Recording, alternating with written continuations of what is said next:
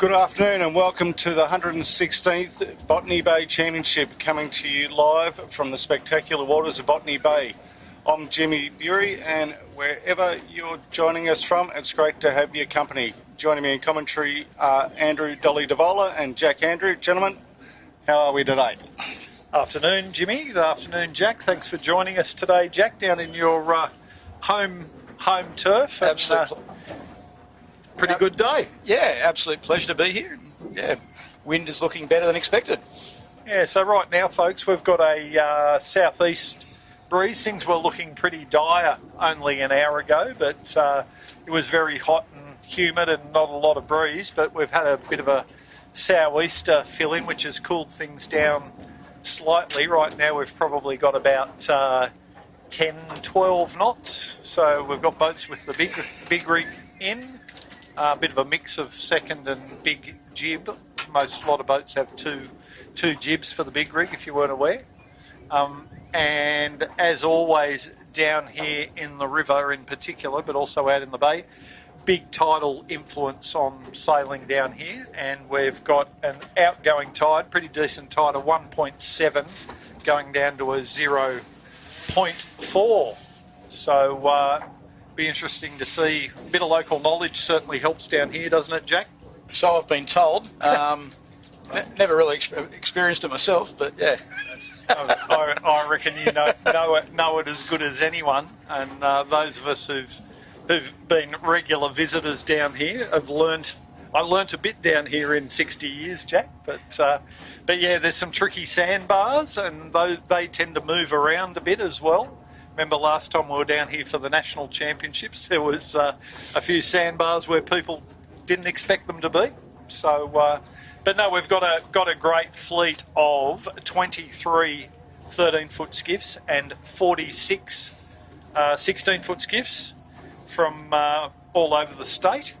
Good mix of talent. So great to see a big 13-foot skiff fleet down here for the Botany Bay Championship, and we're racing for the Stewart Challenge Shield. Yeah, and you've got a bit of history for us, Jack. Yeah, so the Stewart Challenge Shield, donated in 1908 by Alexander Stewart and the Stewart family, and hopefully there's some of the Stewart family still follow us the sailing, and hopefully they're watching on live. But yeah, originally sailed for, in the first couple of years here at St George, by the 14-foot skiffs. And then when the 14s sort of died out a bit, the 16s took over in the early 1920s. So, 116 times, this is 116th time, I should say. And, for the vast majority of that has been in the 16s. But it's amazing, for anyone who hasn't seen, I think you guys touched on it last week on the Manly live stream, the actual trophy, the Stewart Challenge Shield, is probably one of the most beautiful trophies you ever want to see. It's phenomenally well designed, put together and maintained trophy. So it's on display proudly in the foyer of St George Sailing Club. So, but there's been a lot of amazing sailors who have sailed in this race and won this race, and there's a lot of amazing sailors who never got to win it. But yeah, just some of the famous names that have saluted the finishers, including Kenny Beashall, Kenny Minter, Huey Trahan, Greg Hyde, Dougie Reid, Don Barnett, Bill O'Hayward, of course, and Trevor Barnabas, Dave Mackay, and the list goes on. So it's a who's who of Australian skiff sailing right there. It certainly is, yeah. There's some pretty famous names on that trophy, and if you are ever visiting the beautiful club down here at St George, there's some fantastic memorabilia in the club, which is a great thing that they've done. When the new club was built, a lot of this history was preserved and restored, and is proudly on display. So, but yeah, certainly some pretty famous names that I grew up sailing with and before and since. So Greg Hyde, you mentioned there, who I was lucky enough to sail with, and I had dinner with last night. So and I was telling him I was coming down here, and unfortunately he's not really up to travelling down here these days, but certainly one of the greats of 16-foot skiff sailing, and a great mate. Certainly is, but it was a legend back in the day of the sailing. I remember coming up through the skiffs and seeing him when he competed in Los Angeles in the Olympics, yep, and then to see him jump into a skiff, it just blew my mind that I could compete against someone of that quality. So, shout out to Heidi if you're watching. So.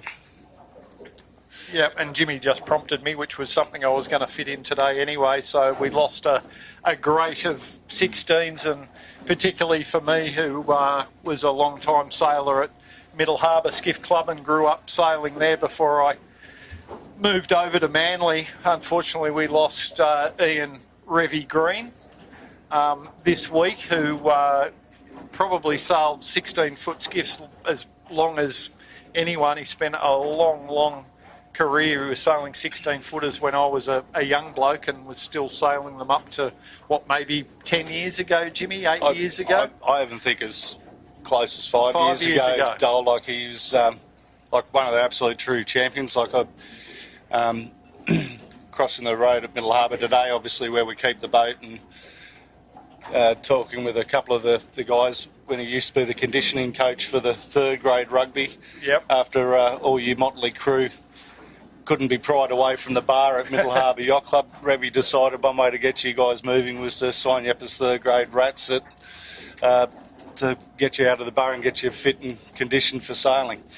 So, Revy was one of those true, genuine, nice guys of sailing no matter what. My last couple of words were with him. I'm over the rubbish him and Craig Nichols were talking about compression socks and all the rest 2 Wednesdays ago at Middle Harbour Yacht Club, and I said, I'm over the rubbish that you talk, Revy, I'll catch you later. And it sort of burns me a little bit that was my last words to such a great man. But no, great fella, and sailed for a very long time, and then in these more recent years owned a yacht with Trev Kennedy, so they were affectionately known to us all as Revy and Trevi. But he'll be sorely missed by all that knew him, and great sailor, but absolute champion bloke. People do pass and people say nice things about them, but Revy was just a genuinely nice bloke, always up for a laugh, always a smile on his face. So I know there'll be a lot of skiff sailors watching this stream today who knew Rev and will miss him, and keep your eyes out on the Middle Harbour Skiff Club Facebook page, because there's going to be some announcements in the coming days. There will be a celebration of Revy's life. So cheers to you, Revy. Absolutely. Yeah. But back to the sailing down here for today. Breeze it's looking promising, and I think what we're thinking a southeast course is the most likely course for today. We'll be starting down by the bridge at the St George 16-foot Skiff Sailing Club, and then heading down up into Woolooware Bay. And then we'll be, when we've got the course confirmed, we'll run through it, but we'll be going out into the main bay. Chids has brought us up for us. Going to run us through it, Jimmy or Jack?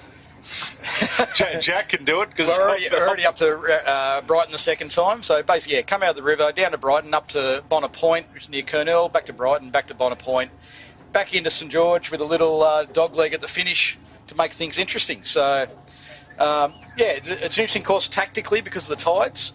And here we are on screen. We've got our sponsor ferry today. So sponsors and life members, there they all are. So no doubt there'll be plenty of stories told on that today. A lot of truth, I'm sure. Middle Harbour President Peter Tinworth up on the top deck there. The white hat. Looks like a great way to spend a Saturday.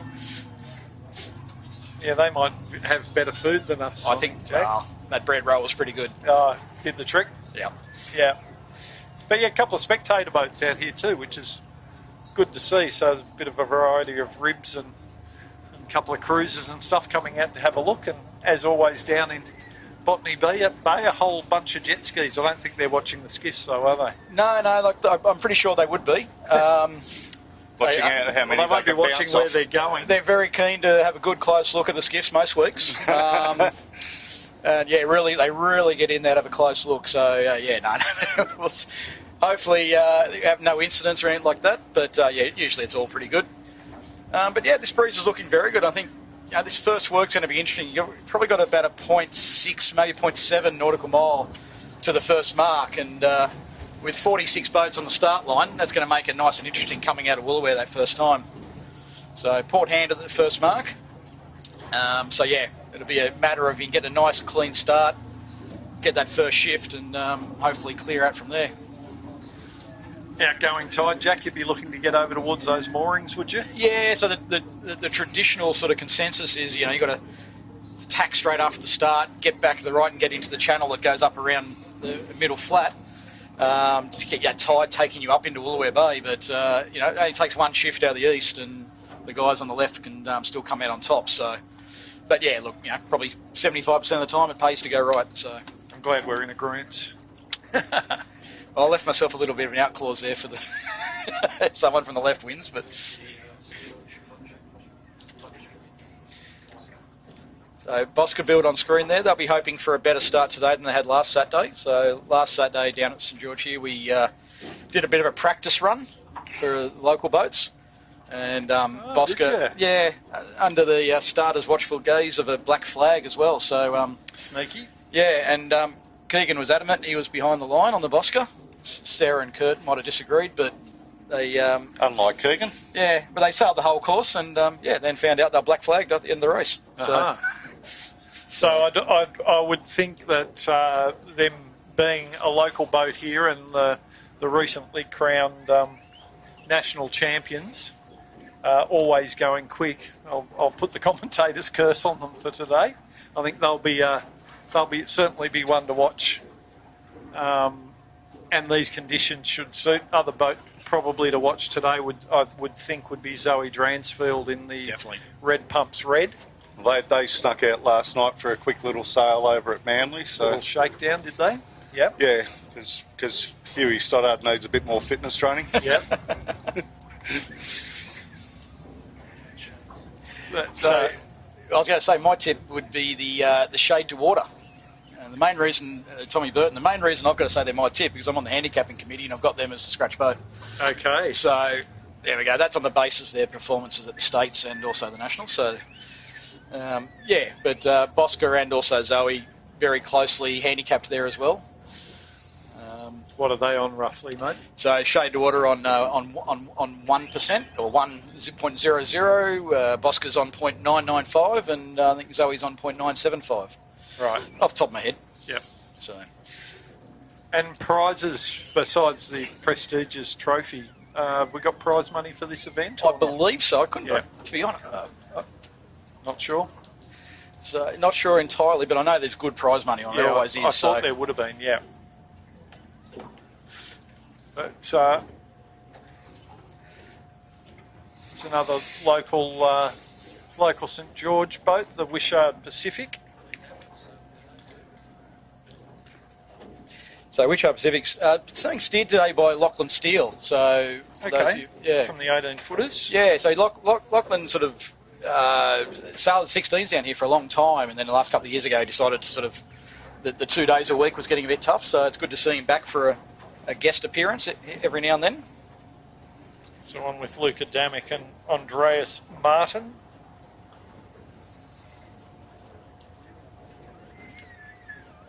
The Queens of Buckingham on the right of screen there. Today, Sophie Hart is steering with Annika Mount Stevens, and I can't really find the name for you.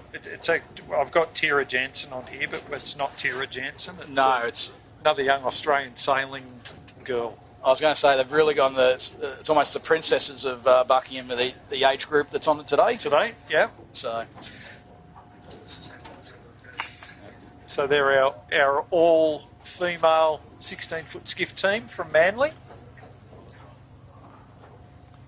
Sponsored by Buckingham Marine, Woolwich. Barnabas Building, IME. There, also always one to watch with Joel Beechel, Trent Barnabas and Rob Napper, a very, very sharp team on board there. they'll be hoping maybe they're the current state champions. They'll be hoping for maybe a little bit of a build in the breeze. Yeah. Some of the other favourites, you got probably not on screen at the moment, but Imagine Signage, or is that? Imagine Signage. So Nathan Wilmot, he's got a change of crew in today as well. He's got Simon Hoffman, the Hoff, and Kurt Hansen on the boat today. Yes. Yep. Kurt Hansen in the bow. Yeah. Yeah. So Kurt is normally skippering the Modern Concept Constructions. Another 49er campaigner. Ooh.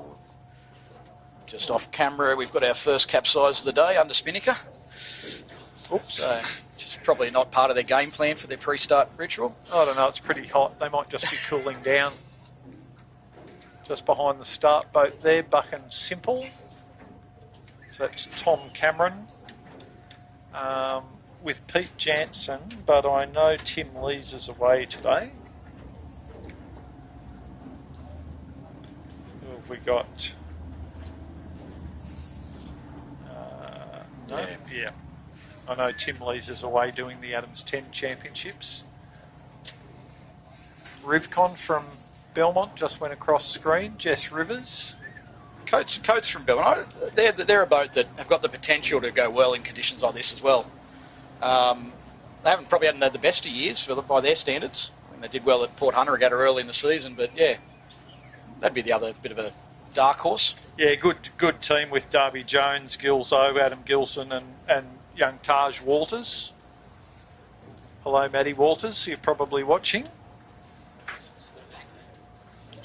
There's the Ferguson's 13-foot skiff from Middle Harbour with Isabella Primrose and Hugo Butterworth on board.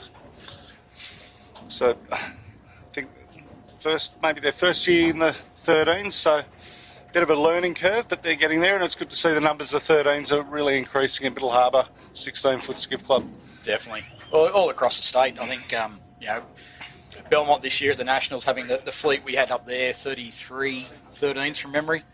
But yeah, it's amazing to see them. But even here at St George, we've got the fleet building. We've got 3 boats on the water today, plus one of our crews is sailing one of the Manly boats. How good. So that's hopefully those guys will jump into a 13 next year as well, so that we'll have 4 racing. You get that critical mass, and next thing you know, the racing's good, and you end up with 10, 12, 15 boats and just grows from there. Yeah, the last couple of years we've seen a really healthy increase in numbers and quality standard of the sailors, which is just fantastic. And all those youth sailors, or at least a good percentage of them, hopefully will step up into the 16. In the last few years, we've seen a huge number of sailors step up into the 16s, and we've got a lot of 16-year-old kids, 17, 18-year-old kids sailing the 16s now. Yeah, after just a couple of years' experience in the 13. So very healthy, and with great support from the clubs. So if you've got kids junior sailing and they're looking for the next thing to step into, 13-foot skiff is a really, really good option. Fun boats, easy to maintain, well supported by the clubs, and quality racing. Kitchen Maker 13 on screen there, Taylor Lees. Very strong team who've been performing exceptionally well in the last season. There's another boat on screen there, Fire Stopping, just going through. Don't know who their sponsor is, but good sponsor. Yeah, well, there's proof in the pudding right there on the Fire Stopping. Like, I know I keep blowing my own trumpet about that boat, but there's Heidi Bates and Orlando Sadlick on board there today from the 13s. Stepping up. They've started to now wanting to take on some of these regattas, and it's great to see. It's an opportunity to hand that boat off to another bunch of young kids to have an opportunity to step up. It's what it's all about. It's good to see that they're coming through, and the one I'm waiting to see step up next would be probably young Ash Napper. Yeah, and have that 3 Napa combination of Kobe in the middle, who towers over me, Robbie up the bow, and tiny little Ash down the back. I think that'll be a formidable boat to chase down. They will be a good team, that's for sure. Yeah. Definitely. No, it's like you said, Jimmy, it's the community aspect of the skiff movement, and whether it's the 13s, the 16s, or any of the other skiff class, I think the community that pays it forward, the experience of the young kids coming through and help them out, I think that's the key thing with this sort of fleet. Pretty scary to think that you and I sailed the fire stopping together 20 years ago, Jimmy. Yeah, Dole was only like yesterday. Only 20 years ago. Pretty poorly built boat by well, she's still going strong. Yeah. That was Geelong, wasn't it? Yeah, it was, yeah. That was a good regatta that year. Seems like yesterday, Jack. It does. Jimmy and I haven't aged a day. What are you saying I have? Thanks, mate. Yeah, the age difference between us hasn't changed one bit. So 4 minutes to go to the start of the 116th running of the Botany Bay Championship. So, Southwest course. People. Yep. Southwest course, yep. We snuck back and had a look at that. And on the, today is also the St George Sponsors Day, so we'll try and give a bit of love to some of the St George boats, because all their sponsors are out there on board that spectator boat with all the life members. Well, there's one on screen now, MTM signage. Yep. So they were previously Infinity Rigging. And then, MTM's come to the party, and the boys have really taken off, and the boat looks great. A new young company, MTM signage. Yep. Ryan Wilmot. Correct. And his new wife, Johanna. So thank you to them for, and I think they're really enjoying that side of being a sponsor too. Ryan was in the park this morning having a chat to the team. I saw Kieran Humphreys from Bosca. How could you miss him? He was on the top deck of the sponsors boat enjoying some refreshments. Yeah, shout out to Spesh and his old man Doc Humphreys. Doc come down? He Doc's here, yep. Oh, look, there they are. Pete Tinworth on the left. I think Spesh and the crew are over on the right-hand side of the shot there. Great day to be out. Sean Lilly, Mark Bromlow up there. Yep. A couple of our long-term Manly volunteers who give a lot back to skiff sailing. Been involved with the club for a long, long time. Fantastic. I think it was in Sean's vows, wasn't it, when he married into the Cook family, that you will commit to skiff sailing for the rest of your life. Before Huey accepted his son-in-law proposal. Yeah. Minute 45 to go now. Still a few boats mingling around quite a long way from the line up near the bridge. Yeah, the tide will take them down there quite quick. So I'd say these boats that are sort of, you look where sort of, you just see, I think, Bosca there on screen. I think they'll probably end up sort of 3/4 of the way down the line by the time the start goes. And some of these 13s that are above the line, I don't know that they know what's just about to happen to them. I'll find out pretty quick. Like crossing Pitt Street, they'll be dodging 16s. With a blindfold on. So down the pin end, looks like we've got red pumps red towards the pin then down there. Buckingham Marine. Buckingham being sailed today by Georgia Clancy rather than the normal crew. Georgia's got Jared Smith and Felix Prince on board. We've got Barnabas at the boat end. As I said, Bosca 2/3, going to be 2/3 to a third of the way down the line. A lot of them sort of standing back. We're coming up to 30 seconds to go. Tide sweeping them down the line rather than over it, which is a good thing. Hopefully we can get away clean. It's that, I think, shade to water right down to the pin end there, is it, Jack? Yep. Yeah, right on the pin. So Tom Burton looking to own the pin end. So they obviously heard our pre-race spiel about going right and said, we'll go left. Yeah. What would he know? It's a fair call. Well, we're starting to get rumbling now. Here we go. going to call that clear.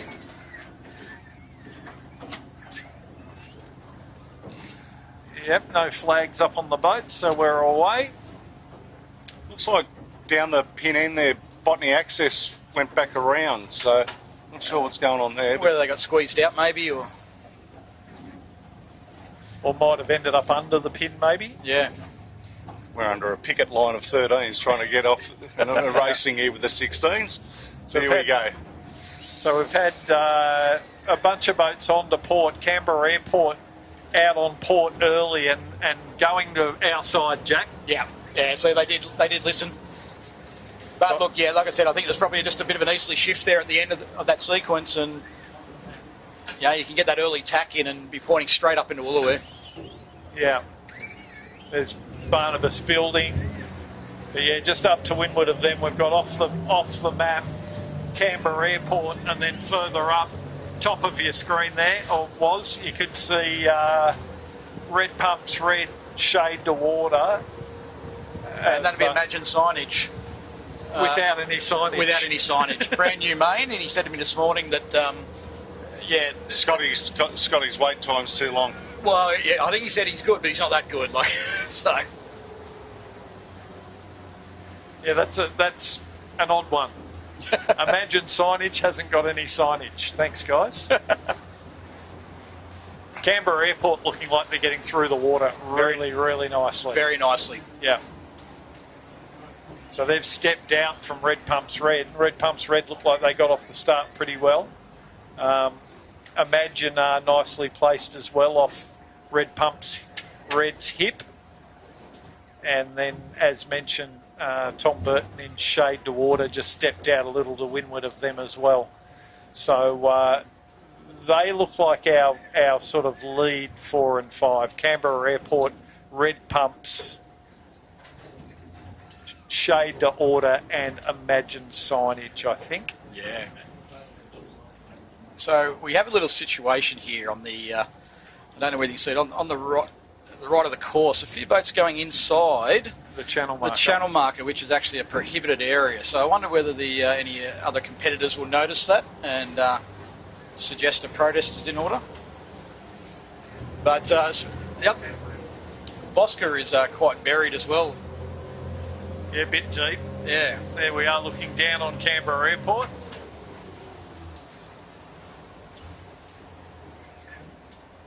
They are looking very good getting out to this right-hand side.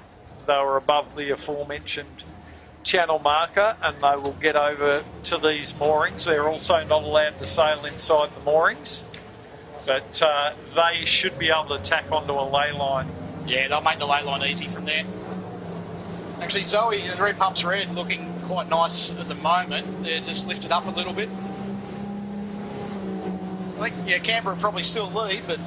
Yeah, Canberra will cross Red Pumps, I think.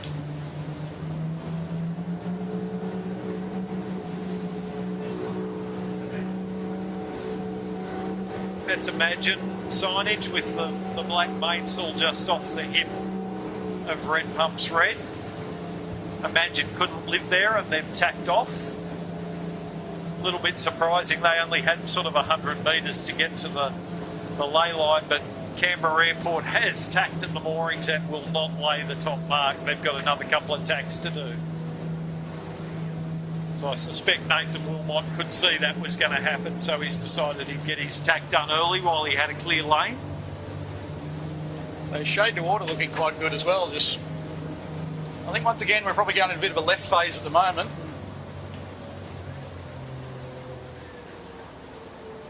A couple of the, actually one of the local boats won't be totally up, but CTR looking good out the left. They are. They're coming back nicely on port tack. They're probably in probably in the top 10 anyway, just. Eric Storage also from Middle Harbour, they're in the mix. Okay. So this second half of the work is actually sort of mix things up a bit, and probably 2 minutes after the start, Canberra looked like they cleaned out a bit, but now a few boats have started to come back into it. Yeah, boats coming in from the left have done all right, and boats further back are very high on port now, so they've got a little bit of a shift, but as they move up the bay forward, I think they're going to head.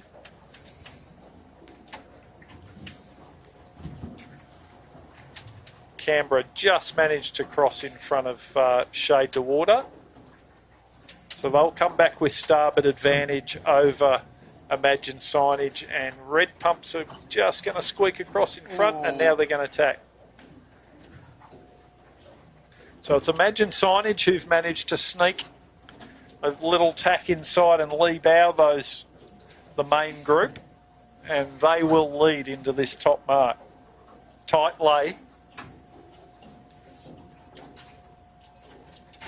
And this next leg, Dole, is a really interesting leg because it's a definite kite out of the top here, but then it tightens right up and it'll be mainsail and jib for a large portion of it. So knowing when to get your kite off is a critical thing, and a little bit of luck involved too is when you get the breeze. But Red Pumps Red squeezed out there of the top mark. Yeah, didn't lay. No. That was expensive. Good effort, TTR Civil around in third, with Eric Storage fourth, Shade to Order, MTM. Great effort from Jess Rivers in Rivcon with her brother Kai on the sheet. Jacob in the bow. It's Tribeca just going around the mark there, off just behind Rivcon. It's another local boat sponsor, Dave Arwood, who sells MGs down here, sponsors that boat. Geochemical Assessments having to, they must have hit that mark. They're doing a penalty turn.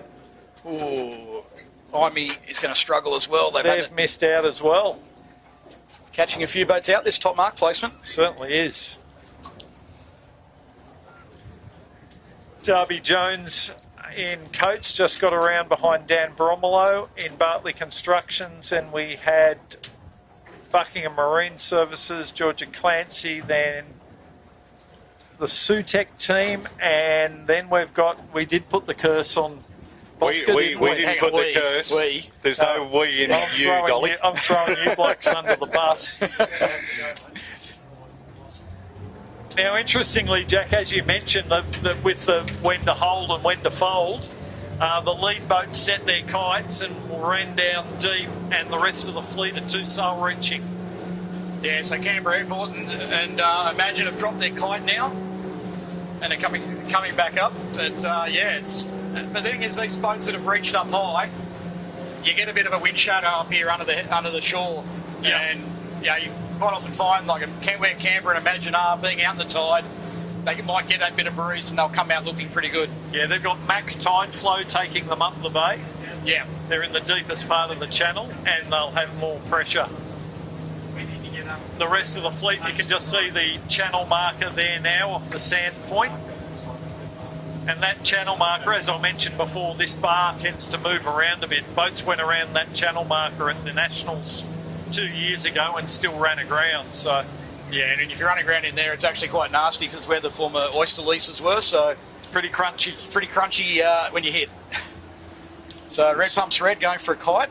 In saying that, Jack, I'm literally just waiting for our turn to correct. Yeah, find a hole in this group to get around this. The camera cat waiting for a gap, Jimmy. I think this is our gap here. If Tribeca go for a spinnaker, that'll help me out a lot. You want me to tell them to put it up? I'll open the window. Get your chute up. Yeah, give Cam a bit of advice. Yeah. Cam McDonald in his bucket hat there. Bit of a trademark. We've had Eric Storage probably leading, but higher than Canberra Airport and Imagine Signage. So they're further higher on the track. But right now, it looks like Canberra Airport and Imagine, with a little bit more pressure, are starting to push through. And just off camera, the boats who did just set a short time ago have had to drop again. So yeah, it's that bit of luck of getting the breeze when you're lucky, when you need it, and not getting it when you don't. So I'd say at the moment, Eric Storage is actually the boat that's going to be leading. Yeah, they're pretty much straight line with Canberra Airport and Imagine Signage. Imagine Signage being down course a little, have got a nice bit of pressure right now. And there's the chasing pack coming after them. Dare I say the peloton? Well, you can call them that if you like, Jack. Didn't know you spoke French. Is that for the frog that's on the sponsor's boat that I've seen? So that's Eric Storage. So there's a line of 4 there: Eric Storage, Canberra Airport, Imagine Signage, and Sale Media Camera Cat. That's us looking the other way from the camera cat. Got out in a bit deeper water. Yeah, max current out where these two closer boats are, so you can see the separation there. So the two leeward boats out in the channel, I'll be getting probably a, what do you reckon, Jack, 1.5 knot advantage? Yeah. 1.2 to 1.5 usually. But Eric's holding their own and slowly managing to soak down to these two, so they've done well. Eric Storage with Scotty Cotton, they're a bit of a renowned lighter air specialist. Yeah, well, they've actually got, according to the entry list, they had Harry Lawson down to be steering today. So I'm not sure where Scotty is, but I did see Harry in the park. Yeah, so that makes sense. That makes sense. Yep. Because Harry, of course, steered the boat for a few years, a couple of seasons back. Oh, and my list, you're correct, my list has been corrected. So, yeah, Harry Lawson with Nathan Edwards and Alex Leslie.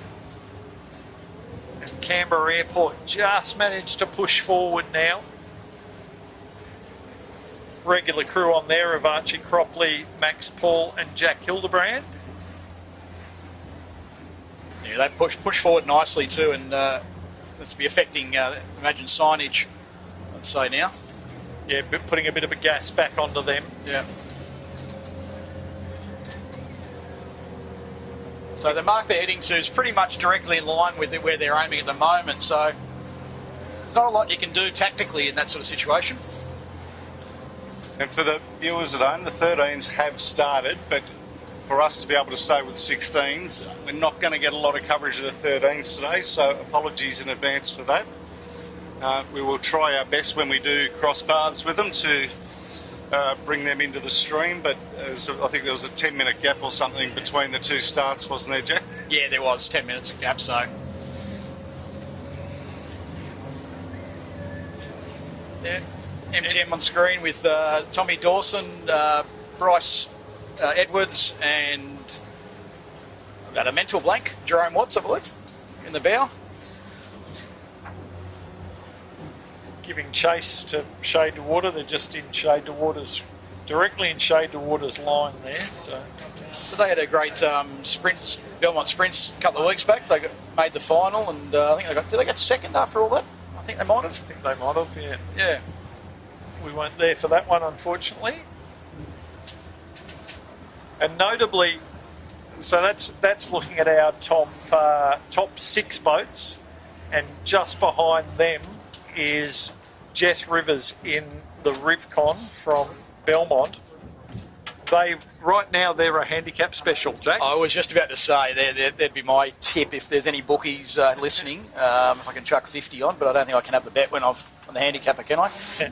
You can't even give advice if you read the... The Gaming Commission's tuned in. Yep. But yeah, Jess Rivers with Kai Rivers and Jacob West. From Belmont via Gosford. Excellent second leg from those guys. Great to see. Another 3. There they are. St George boats just behind those 3. Yeah, they've got, after Rivcon, we've got Tribeca off the map and Bosca.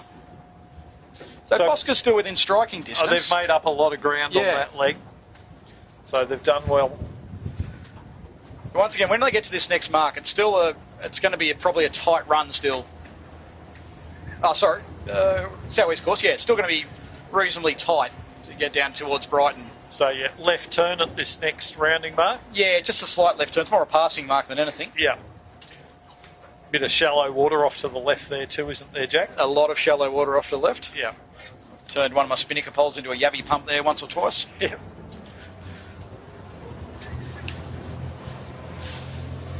Lead group has stepped out nicely. Yeah, if they do get a kite up here, I think they will, but it's going to be a pretty tight tight leg, and once again they'll probably put it up and have to take it down again.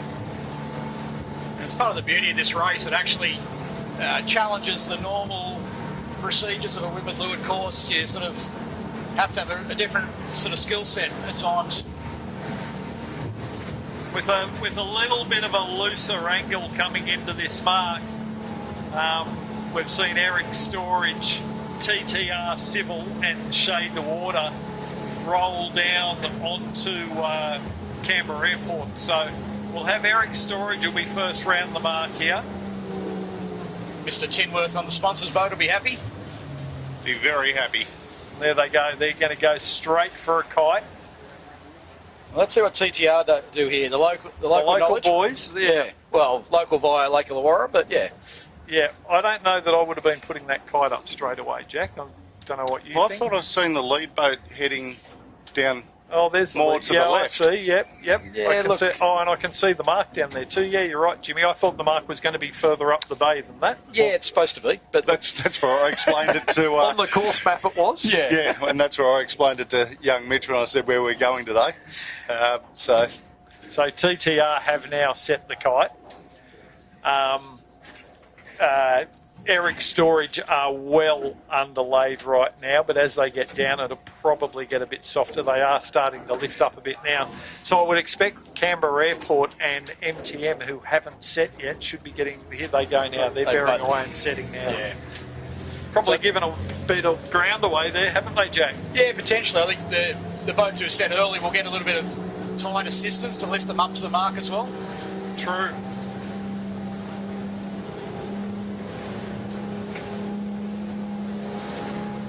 Yeah, nice little advantage picked up by Eric Storage there. They are going to be underlaid, but they're putting distance on the chasing pack, and will be able to then drop and two-sail reach up to the mark if they have to. Yeah, I think I think they'll go close to laying it. Yeah, they're kind of coming bow up now, aren't they? Yeah. And as you say, that current is going to help. And as we say that, they get a gust and up on their rear. So the two boats to weather of them, TTR and Shade the Water, they're able to sail flat, and they're probably going faster through the water.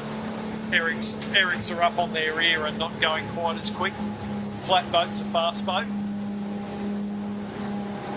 Eric's probably not too far off dropping, maybe 50 metres.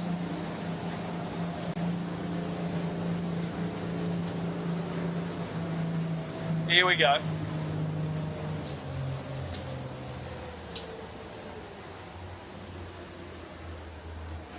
Now, as they drop, we're going to see TTR in particular really close up some ground here as they're two-sail reaching. So, still pretty tight at the top here.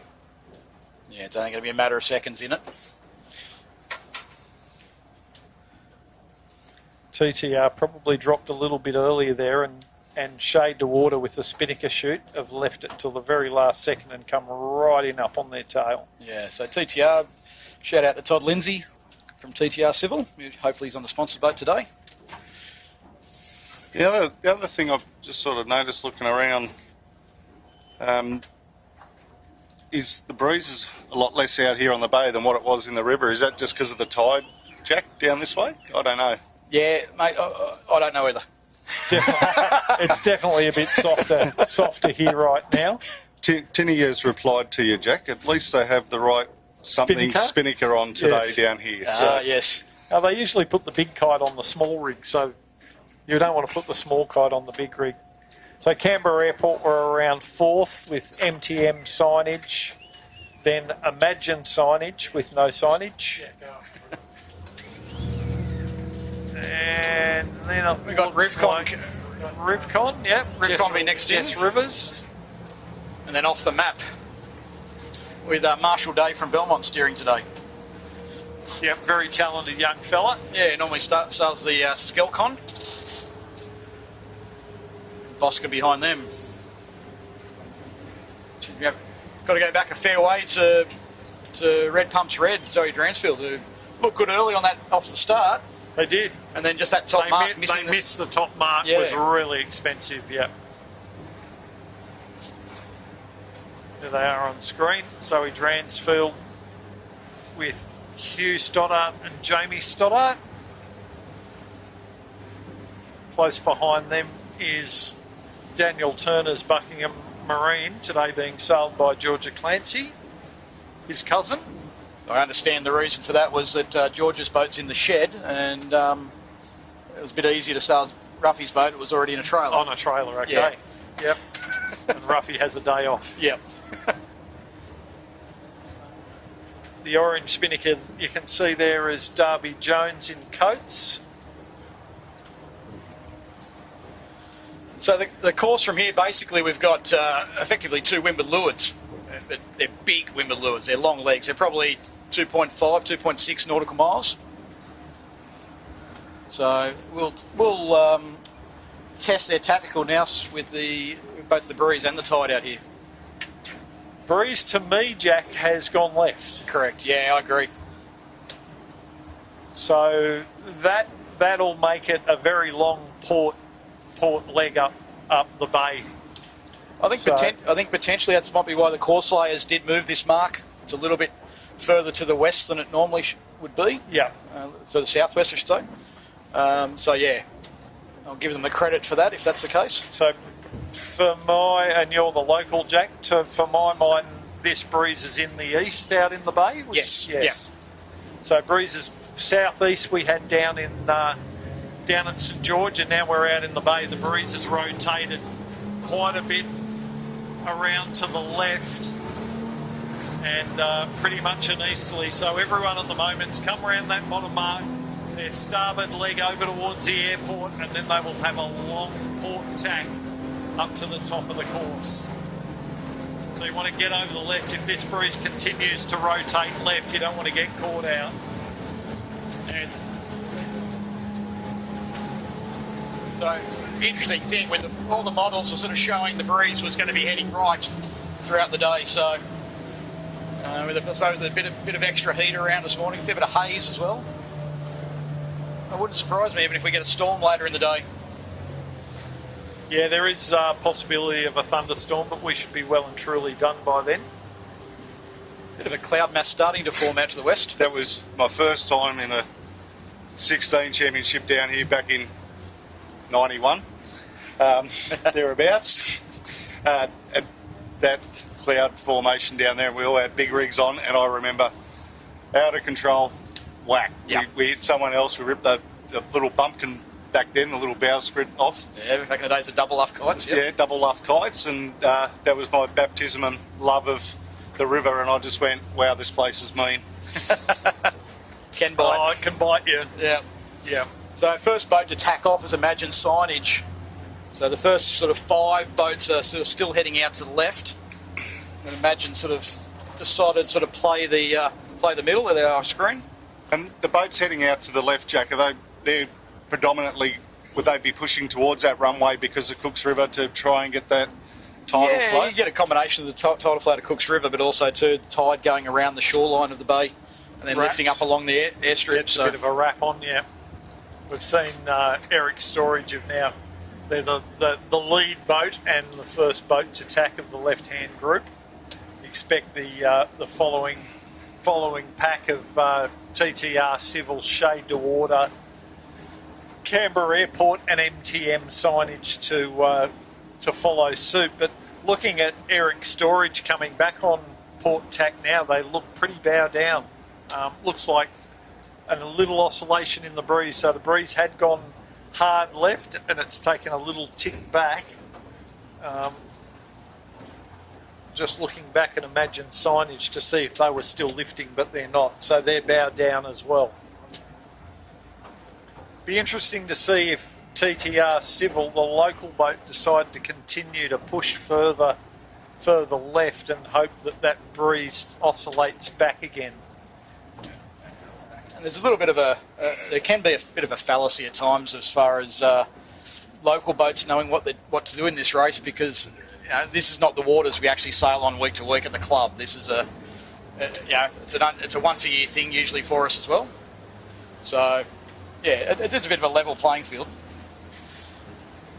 Yeah, Eric's have tacked back now, so they've had enough of that header they decided to get back, and especially with their opposition getting out to their left. So pretty smart sailing there from Harry Lawson, not letting his opposition get too far off his hip. It's a tough one, isn't it, Dole? You've got a gold medalist on Shade to Water going left, and you've got a gold medalist on Imagine Signage going right, and you're the bloke in the middle going, which one do I cover? Also, too, the guy that's going right has got 4 Botany Bay Championships under his belt already, 4 of them in a row a couple of years back. So That always helps. yeah, I think for 3 different clubs in 4 different boats. It's a good record. So yeah, they're all by themselves out on the right-hand side as Imagine Signage. Yeah, the mid-pack is heading right as well. Off camera, there's Off the Map's gone with them. Coates as well, I think, is the other one. So they'll be banking on that max flow coming out of the Georges River to push them up, and hoping for a bit of shift as well. If this breeze goes back to the southeast on that side of the bay, they could do all right. Someone's going to be right and someone's going to be wrong, or they could come back together and be even Stevens, right? Both wrong. Not both right. No.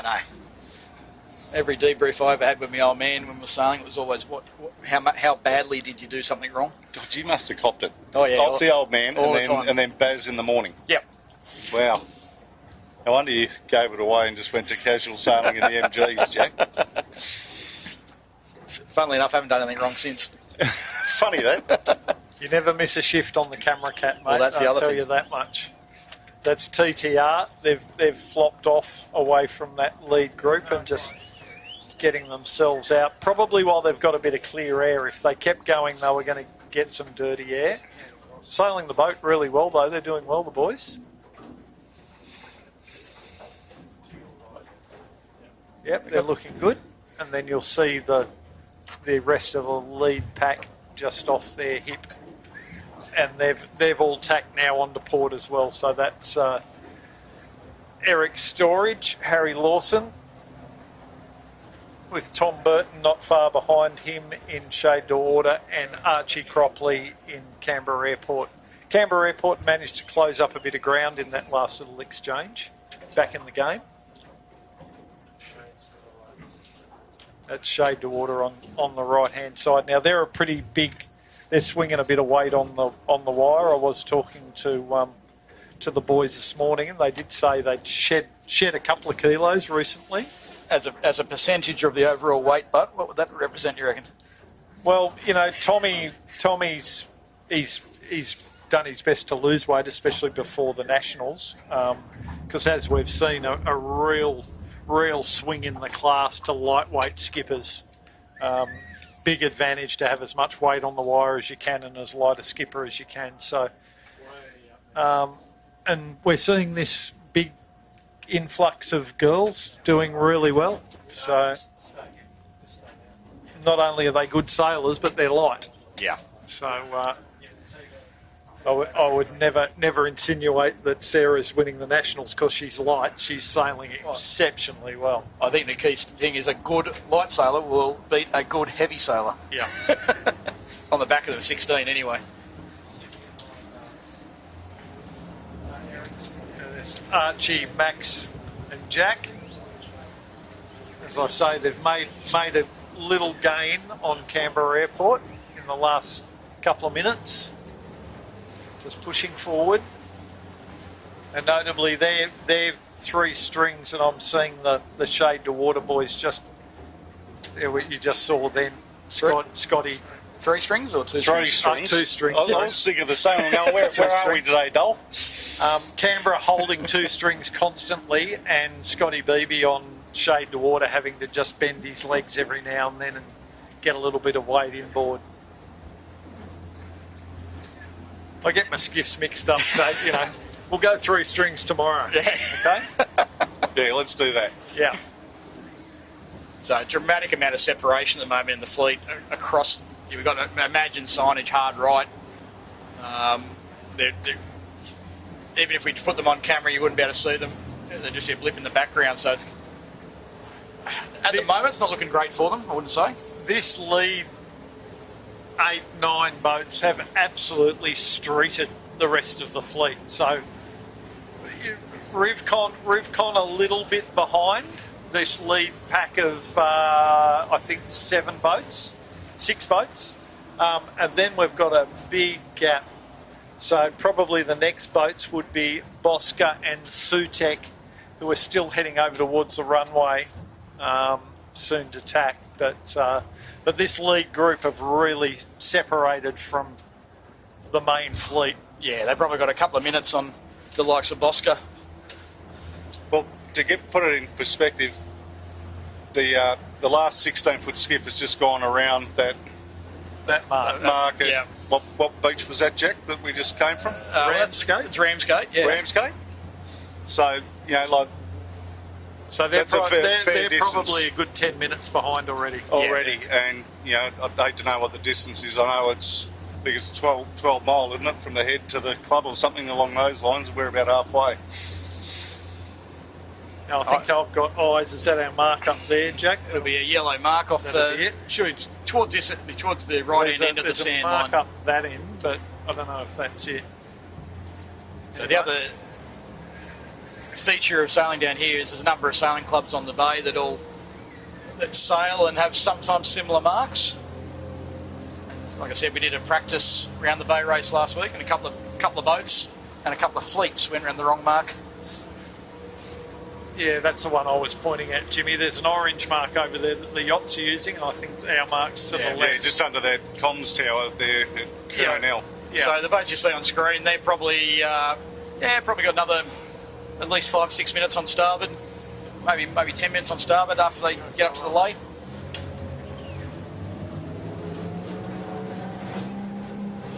Long way up the bay here.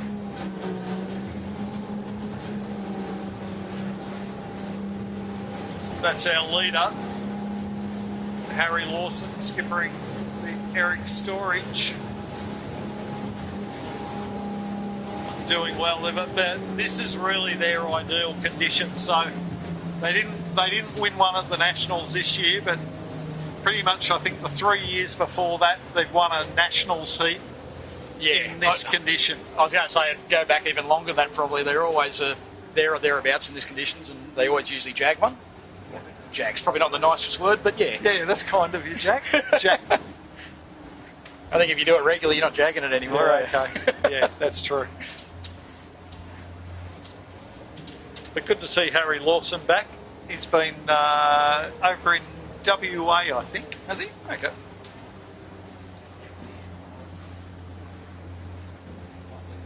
MTM signage down to Leeward. And in between them is just out of shots TTR Civil. So the boats who did go right are coming back, and they're not looking great. Not good. So they're off camera to the right and a fair way down.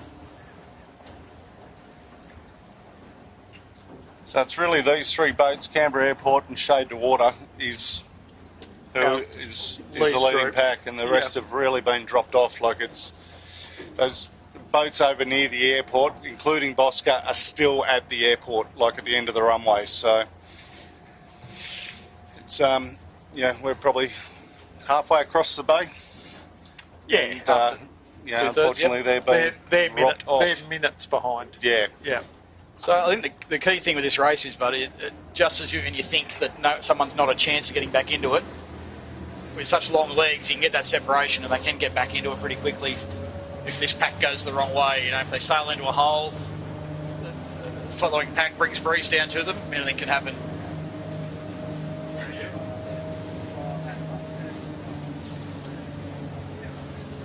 Yeah. Endeavour 26 fleet out here, mate. You don't see too many of them racing these days. That's the Intergalactics happening today. Oh, it's a championship, is it? Oh, I don't know.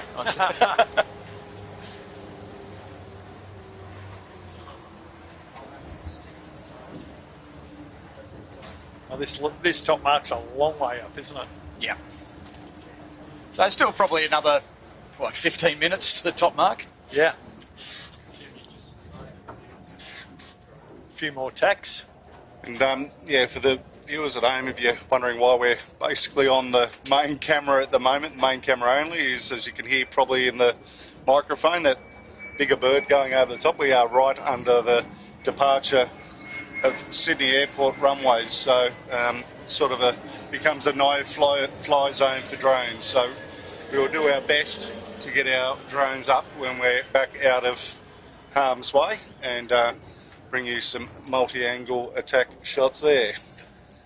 One just went over, so I could almost count the rivets in the fuselage. Yeah. So, it's not worth risking our licence for what we do, and not only that, the controllers pretty much say self-lock on them so that you can't take off, and the average Joe can't just come down here and go, I'm going to go fly a drone and film planes. So I reckon the passengers would be pretty happy too. I was about to say, You've heard of bird strike? What about drone strike? Hang on, that's a different thing. And that's Canberra Airport there on screen, not Sydney Airport. So, speaking of airports, yeah, maybe that's where that plane was off to.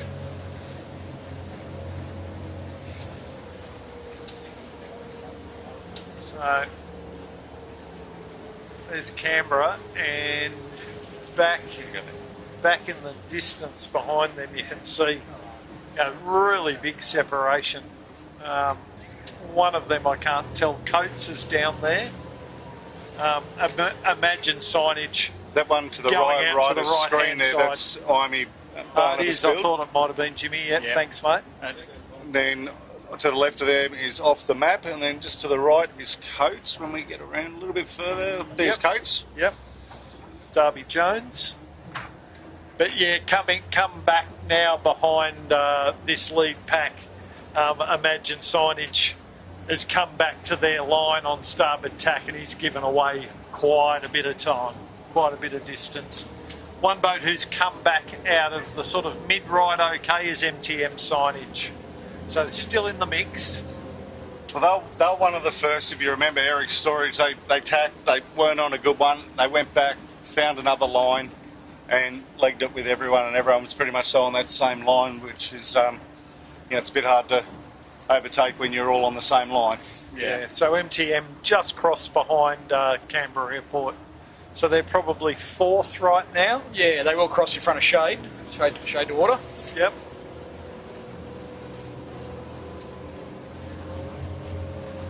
So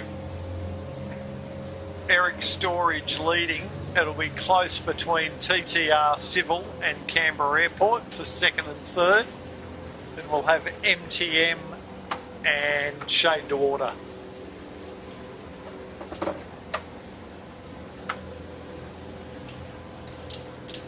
Shade to Water doing well to hang in on that leg, because they did look a little bit underpowered, undergunned.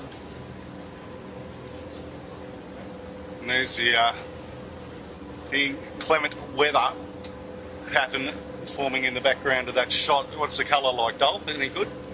Yeah, it's the light. Yeah. I don't know. We'd have to ask Chits about the light for photos. It could make for some good photos later, I think. Yeah. I think if we're talking in cricket terms, I'd be getting the groundsman to get the covers ready. Good images, I think I've got to say. But that cloud is really starting to bubble up out there, and that'll have an influence on the breeze too. So watch this space. We've still got a fair bit of racing to go yet. Well, we're not even halfway through it. No, we've got to come all the way back up here again. So,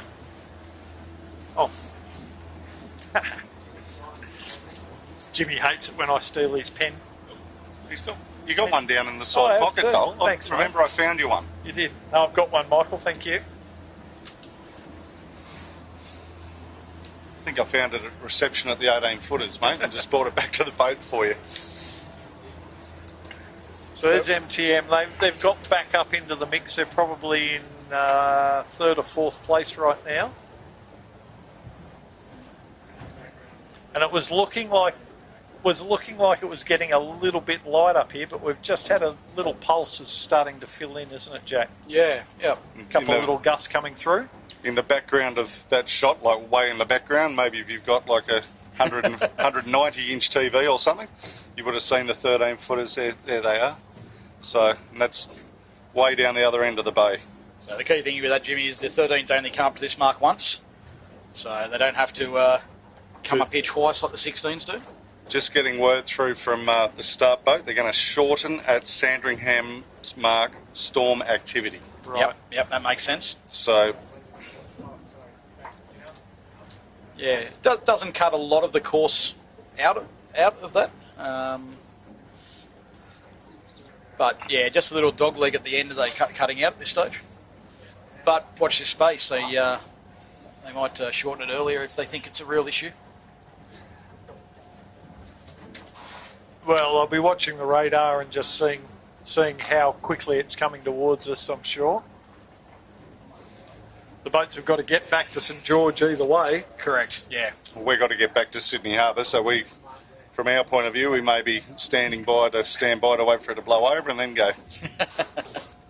You need to get back to Sydney Harbour, Jimmy. Yeah, well, you need me back there too, Dole, because you need me there for tomorrow.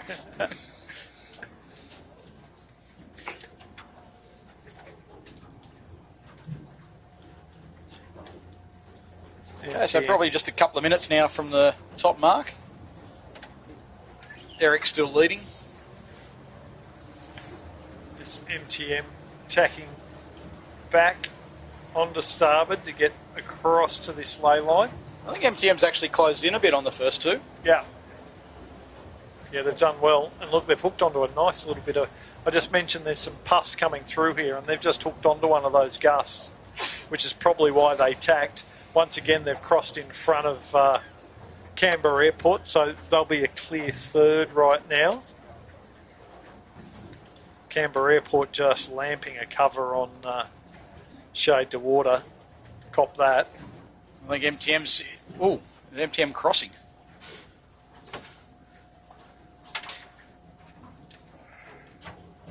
Lee bow by the Erics on MTM.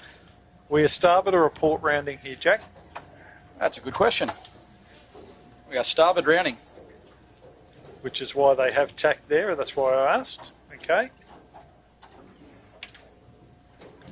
So advantage MTM because they will be inside and should be able to get a tack. Erics won't be able to tack until MTM did, but actually Erics has just stepped out a little, but nonetheless MTM will tack inside and have mark room.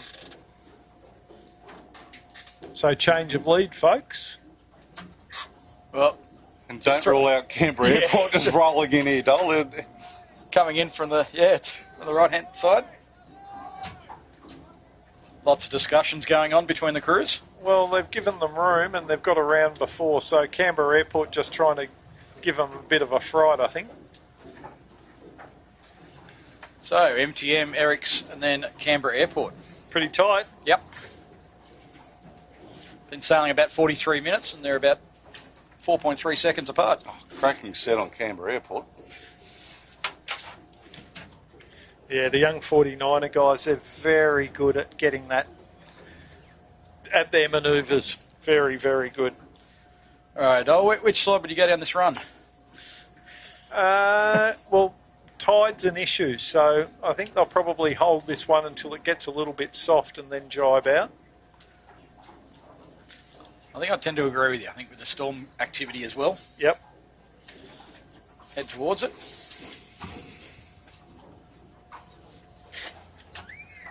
So Shade to Water, then TTR Civil next around. We'll start trying to meander back through most of this field because or else we'll be able to put the kettle on and wait up here for quite some time. So, Gee, big loss to Imagine signage. So now we've got 5 boats have really stepped out. 4 boats, 5 boats, yeah. So Shade to Water has been the first boat to jibe out on the starboard. Head back towards the airport.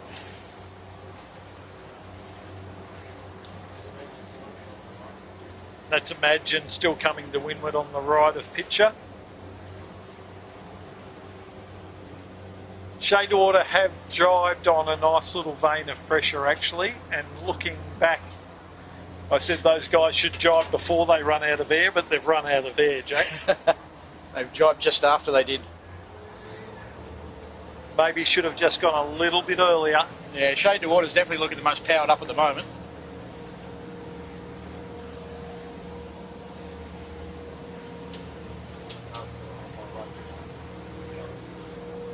We will have, just before we get out of view, so I can just let you know where the other boats are positioned, we will have Imagine signage will be next around, followed by Rivcon, Off the Map, Coates, Red Pumps Red and Bosca.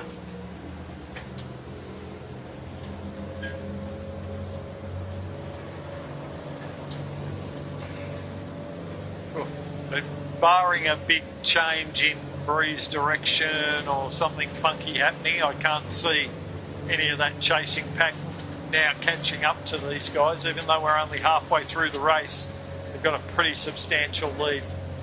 There's MTM, Canberra Airport to windward of them.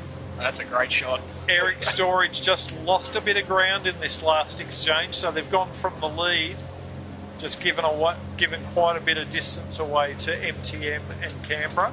Off the back of that, like, we haven't seen much weed, but it's known for weed down here, so it's worth probably just checking your foils in that situation. Costs you really not much, especially when you're going off a breeze.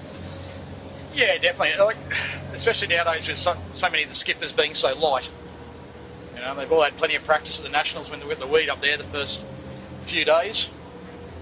It was interesting watching the socials on the weed deflectors that they were designing. There seemed to be a lot more effort went into that than training actually for the Nationals. The weed whackers. Yeah, we fashioned a few up in the boat park. It was like a little craft activity. How'd you go, Dolly? Yeah, not bad. It's amazing what you can fashion up out of a pool noodle, a spare tiller extension and some duct tape.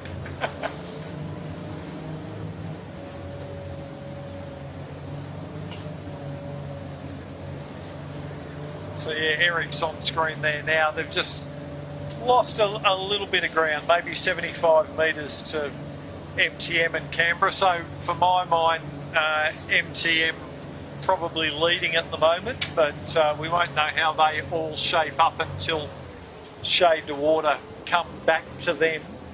I'm a little bit surprised by old saying, never leave your wingman. Halfway through a race, I don't think I would have left my opposition like that. I've done it before, and that's why I don't do it anymore. I was about to say you'd do it again. You learn that lesson. But Tommy Burton was obviously confident that there's going to be some breeze filling in from that right-hand side of the course. And until we get down to the bottom, we won't know. So just very top of screen. Yeah, they look quite good early with that pressure, but they almost look like they're in a bit of a hole now.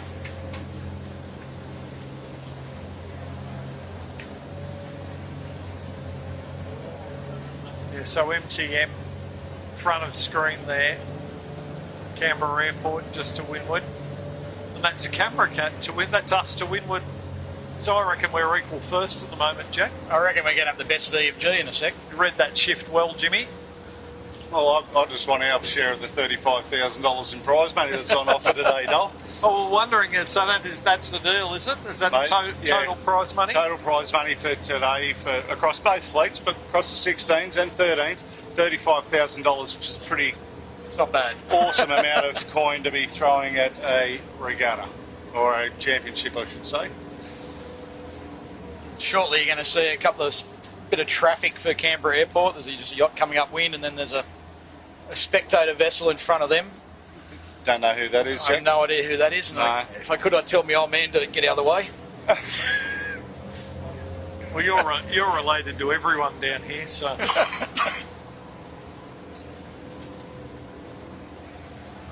Canberra Airport just starting to get a little push on here. So they are out to windward, but they are starting to roll through on MTM. But I'd put them down as equal first at the moment.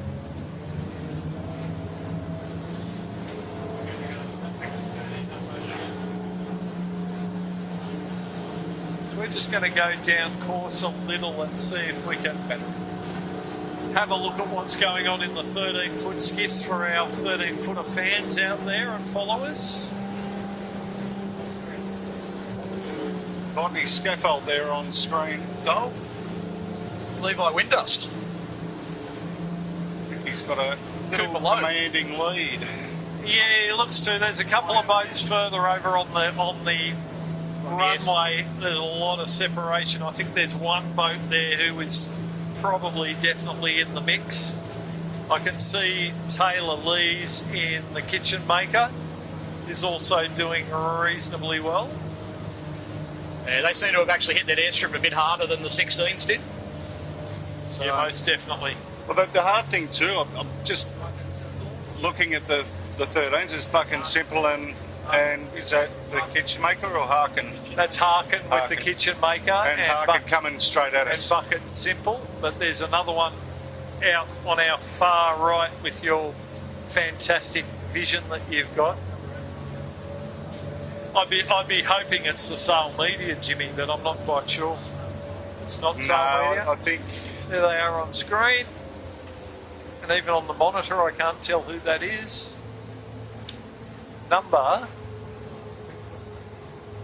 number 58, so it's Red Pumps Red by memory, isn't it? Pumps Manly, Red Pumps Manly. Gemma Hopkins. The Botany Access was actually the one we spoke about earlier, so Harrison Thomas. Well, he's been 2 weeks in a row sailing the Botany Access 16-foot skiff, so good on him, and jumping back in to have a go at this. Yeah, I don't think he's going to cross these guys. Oh, it's going to be close. I think Red Pumps Manly, Gemma Hopkins is probably our leader. But one thing I have noticed with the 13s, they don't have a lead boat, No. so that's very hard for them. Got to follow the 16s. Well, they can only follow them so long because they're doing a shorter course, so if they keep following them, they'll be in trouble. What interesting. Oh, they're back down again now. Botany Scaff was on a really good lift. Oh, they're back up again now. And it is definitely going to be close, folks, between Botany Scaffold and Red Pumps Manly.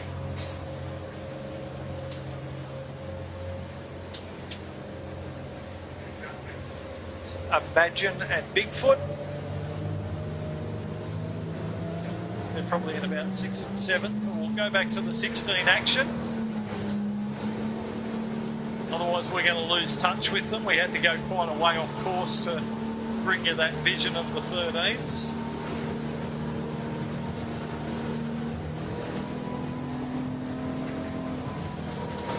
The one that I didn't see in the 13s was Buckingham. They here today? Or? Buckingham's actually not here today. So what's our snapper steering? Has it seen him around? I don't know whether he's just down here supporting his old man on the... He did, no, he had his sailing gear with him. Oh, did he? Yeah. Okay. I don't think he needs to learn that much off his old man that he has to come to these regattas, mate. Maybe he's coaching his old man. That's probably better. I don't say supporting, yeah. Now, it looks to me like Canberra Airport are on a very tight lay here. They're pushing to get up, and MTM signage are just putting the hammer down.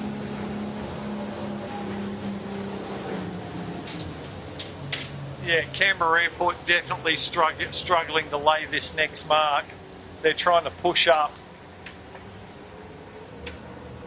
Meanwhile, MTM signage are able to sail flat and fast, as are Eric Storage. But as we suspected earlier, shade to water, that jibe back was expensive, wasn't it, Jack? Yeah, as I said earlier, they look good. They looked good early when they first jibed, had a bit of pressure. But then, yeah, not much after that. So they've probably dropped back to 5th now. Yeah, most definitely. So probably TTR Civil in 4th. I think MTM hasn't spotted the mark because they're actually lowered the mark slightly as well. So I think they've set the mark dead off our bow, Jimmy. Yeah. So no, I'm looking at this one up here, so that's probably the one Canberra Airport's looking at as well. Well, I'm a bit surprised Canberra Airport's pushing for height the way they are, because for my mind they're laying the mark quite easily. Yeah, well, that is the mark, 100%. Yeah. I think they're home and hosed. Once again, the tide in this instance, the tide's not going to help them. They're going to push them down. True. But they look like they're on a pretty easy lay to me, Jack. Well, they are now. They flatten the boat out a bit now. And you only got to get a couple of those light ones, and you do climb a fair bit, don't you?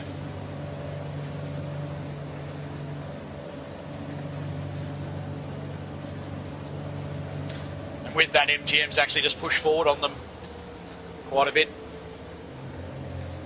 Yeah, I think by the time they come together, it's going to be very, very tight. So just looking at Archie, Max and Jack there on Canberra Airport. Eric's just poking their head out there now. There they are. And the white spinnaker you can see in the background off Canberra's Leach is TTR Civil in 4th spot. Shade to Water have managed to jibe onto a nice puff, which might bring them back into it a little bit, but they did give away a lot of ground early on there. Yeah, well, that's probably given away a good 30 to 45 seconds. Eric's just having to negotiate their way through the aero fleet.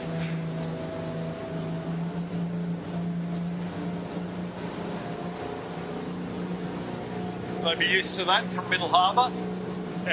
Pretty big aero fleet comes out of Balmoral Sailing Club. That's what confused me, is that start boat there in the background. That's the old, I think, Wallara start boat. They had a laser fleet, and I'm going, they've come a long way to set a course. They've come down here for a bit of open water, and they've got a skiff race going through them. Yeah, to get away from the skiffs, and then they all turn up here.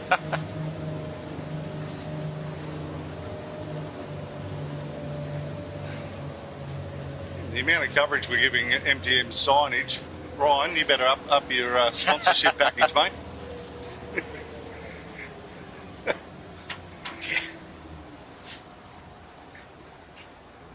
So MTM just soaking a little bit now to get down over the bow of Canberra. Canberra coming in a bit hotter. Here we go. They'll be dropping the chute here. What are we going to do, boys? Drive, drop. Yep. No pressure.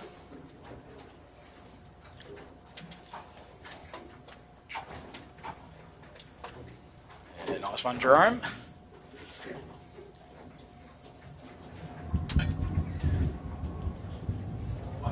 Oh, Canberra's kite's not coming down. It's caught at about hound height, probably a knot in the halyard. Down now. There, they got it now. You think with the run of that length, you'd be able to get the halyard cleaned up, wouldn't you? Next in. And a run that long that you've got enough time to check the halyards haven't got a knot in them. Yep. Or more time to tie more knots. If you look at it the other way, Eric Storage, 3rd around. So is it going to be rinse and repeat? Just head out to the left again? And I think Shade to Water have got in front of TTR Civil here. They have, definitely, yeah. TTR really dropped back that last third of the run. Yeah, I mentioned before, Shade to Water jibed onto a nice puff when they were coming down on starboard, and then they've jibed back on that.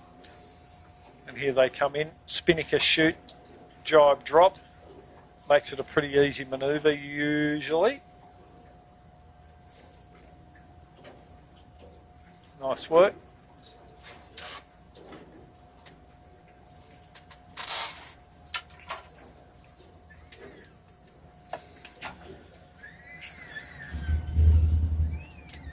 So these 5, definitely a huge standout from the rest of the fleet now. Established a really handy separation from the rest of the fleet. Imagine Signage probably going to be next, but he's still probably a good 30 seconds, 40 seconds away.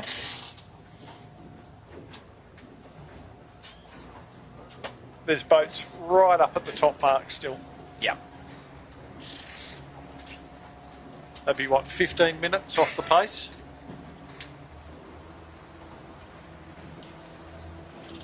They're not looking great for the handicap, let's just say. No, but I'll tell you, for the handicap, Rivcon is still just up here in, what do we got, 5, 6, still in the top 10. Eric Storage has got to be all right on the handicap, I'd be thinking. Yeah, Eric Storage and also MTM, actually. Yeah. It'd be interesting, yeah. I think Rivcon definitely at this stage where they are, but yeah, one of those other two. If Rivcon drop out of it, or if the breeze fades or something like that.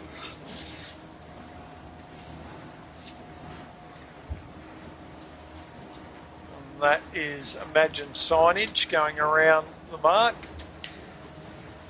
So the interesting thing is, if MTM did get the handicap and the scratch, how many times do you reckon it's been done when the double in 115 runnings of What did you just cover up with your foot, Jack? on my clipboard? I might have covered up the answer, but I'll say once, Jack. it's actually been done 8 times. 8 times. 8 times that the double has been taken out. Most recently by, I think, Ruffy back in on the... Then it would have been either Musto or Moonen. I can't remember. Moon and Yachts. Yeah.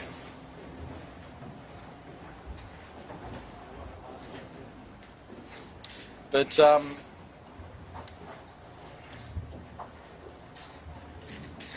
yeah, long way to go before we start worrying about who's getting the double. Absolutely. Let's get across the finish line first.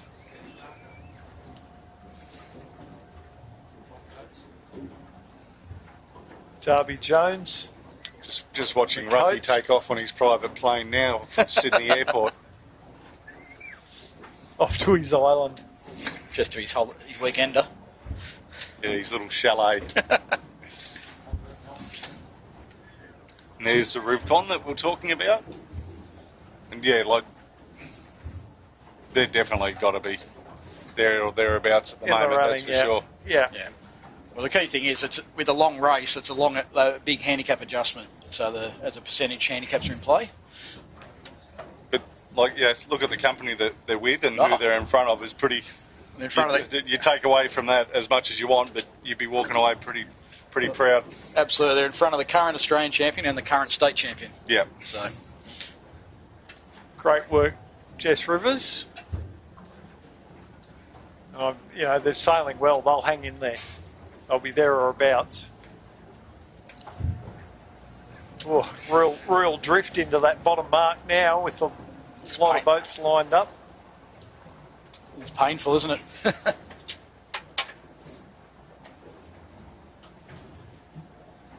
And just starting to get a little bit dark and eerie here as this thunderstorm cloud is definitely starting to make its way overhead.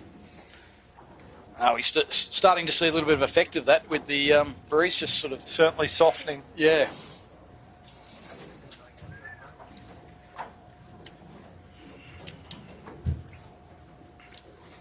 That was Coates just around, and that red spinnaker is Zoe Dransfield in Red Pumps Red. And there's geochemical assessments. They are a little bit, they're just over here, so they're coming in on port tack, but next around will be Barnabas Building, followed by Sutek And Tugara. Geochemical, the Buckingham and Tribeca. So they're all giving chase, but they're a long way. They're minutes off the pace right now. So The other one, they've got Bartley Construction on screen at the moment, but the other one just behind them, off camera, that's could figure in the overall handicap is WGU Engineering from Belmont. Yep. Kimmy Baker. they had one cracking race in the Nationals, I think, didn't they? They were up there. It was the invitation race. And they won it. And they won it. They did indeed. Well, scratch and handicap. They won the double, that's right. Well, I think they were the only boat that actually finished. Correct. Yeah. Correct. Case of general recall on the invitation race. That's right. No one went back. Everyone decided, well, we're just going to practice anyway. Yeah. Kimmy did the right thing, came back with 5 other boats, and those other 5 didn't finish. The chocolates. Yeah. Yeah. Fantastic. It was great to see. It was well deserved and well earned. Noakes.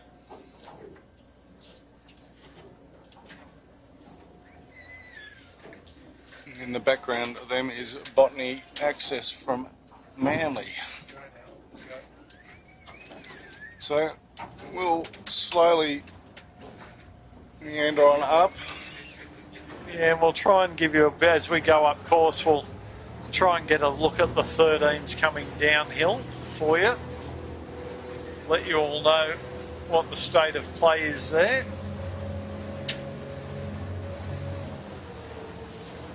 But they also have a long way to go, but they only do one leg of the hot dog, don't they, Jack? That's right. That right? They go straight from that top mark back to the finish. Yeah. Effectively, if our race committee is shortening at Sandringham Point, so still a long leg back from that mark to the finish. So still plenty of racing to go, and a bit like that first leg, it can be quite tactical as to when to pull your chute off and when to go mains and jib.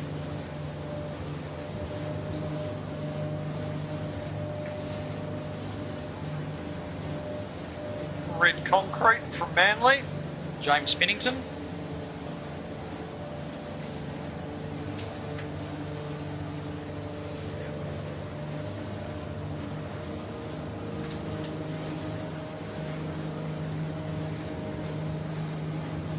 And we'll just see who we can find a bit further up.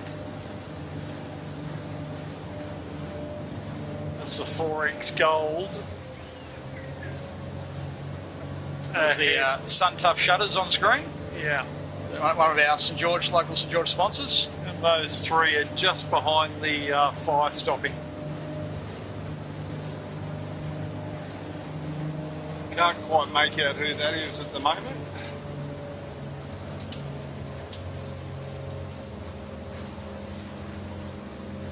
At Brian Hilton Motor Group on screen. One of our sort of arrangements of Hornsey Karingalai Sailing Club, through by Manly. The Stewarts, I think. Yep, that's right.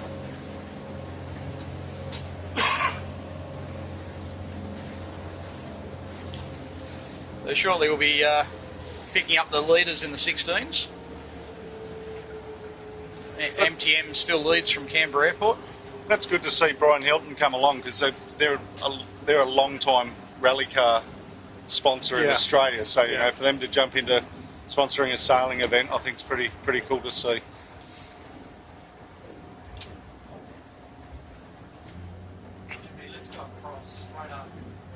And a little shout out to a young guy called Garth Bickford, who Jack and I know very well. At 10 a.m. this morning, he set out from Hunters Hill Sailing Club to do 24 hours non-stop and unassisted in an Ilka, a laser. And anyone out there who's sailed a laser even for a couple of hours will appreciate how painful 24 hours is going to be. So Garth's a young sailor who I've been fortunate enough to sail with, as is Jack. I was lucky enough last year to have Garth on board, and he won his first national championship, which was a great thing to share with him. But he's raising money for the Black Dog Institute, and that's a mental health charity, obviously, and he's going to be really challenging himself tonight, particularly late tonight. If this thunderstorm comes through, it'll be wet and cold and pretty miserable. So, but if you want to have a look at GoFundMe and look up Garth's Biggest Challenge, and you can afford to donate just a couple of bucks towards the cause, especially sailors supporting sailors, and us here at Sail Media, we're strong advocates for mental health with the Black Dog Institute, and of course Gotcha for Life. So please, if you can, look up Garth's Biggest Challenge and help out if you can, and we wish Garth best of luck in making it through to 10 a.m. tomorrow morning. Yeah, absolutely. He's a great young bloke and a bloody good sailor, and it's an amazing challenge he set himself. And yeah, I know a lot of good support team behind him, and he's certainly got the courage and conviction to see it through. So if you can, please donate. Who was the one who put the idea in his head to spend 24 hours in a laser? I'm not sure. Got a fair idea where it was put into his head. But this morning he and I were discussing, because like me, Garth also sails in the VX1s, and we were discussing this morning it might have been a better idea to cross Bass Strait in a VX1. Well, that might be next. I was going to say, it's funny you mentioned that, Dol. He mentioned to me on Wednesday night that the next challenge is he's going to have a crack at Michael Blackburn's record. Bass Strait crossing. Bass Strait, yeah, to do it quicker. Not just do it, but do it quicker. Yeah. Well, some guys did that back in the day, Dol, in the B14s. Yeah, one of my B14s. Yeah, I remember that. They did it in support of the Tasmanian Devils. So That's right, I remember it was something odd.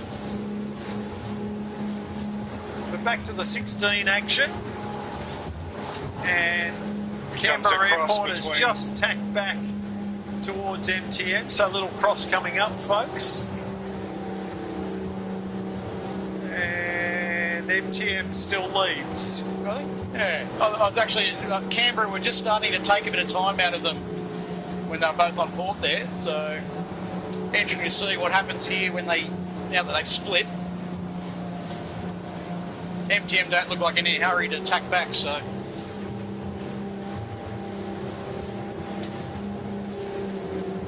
So we're just coming up to the 13-foot skiffs here. So that's Taylor Lees in the Kitchen Maker. I would have her currently in second place, I think. Looks like Red Pumps Manly still lead. Gemma Hopkins with Harvey Windust.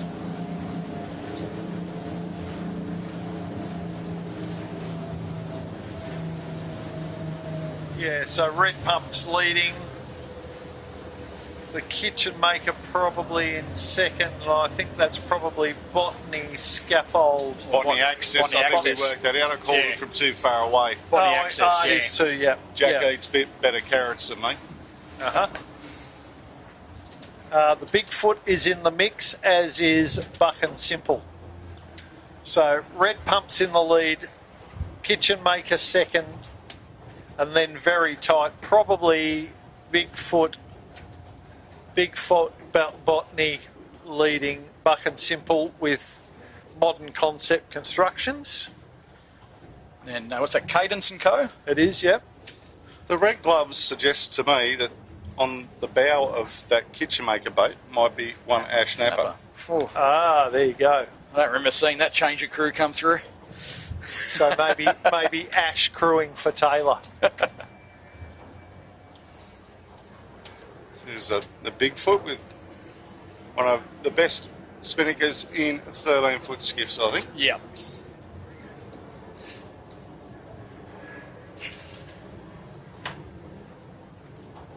Message from Scott Cotton saying he's never going to live this down. He's got off the boat and they're winning the Botany Bay Championship. Scotty, I know you're a bit of a light air specialist too, and if you were here, I'm sure the boys would be doing equally as well with you on board. Well, potentially they wouldn't have given up the lead, maybe. Well, yes, you'd probably still be winning, Scotty, so yeah, hang in there, buddy. There's a very casual way to We've got the Botany scaffold there. go on the way downhill. Nice armchair ride, you could say. Just chilling. Shout out to Justin Brownbill, the sponsor of Botany Scaffold and Botany Access. Big Indeed. supporter of the juniors and the skiff movement. So that's Levi Windust on the helm there, just having a little bit of a relax. He's a bit of a chiller, so I'm not surprised. So Jack, they've jibed back, they're heading back straight to towards the finish. Correct, yeah. So basically most of the fleet now, the 13s, are pointing at the finish directly. So, like I said, it's just going to get, when it tightens up when they get back into the river a bit, how long do they carry their kite for, or what's quickest?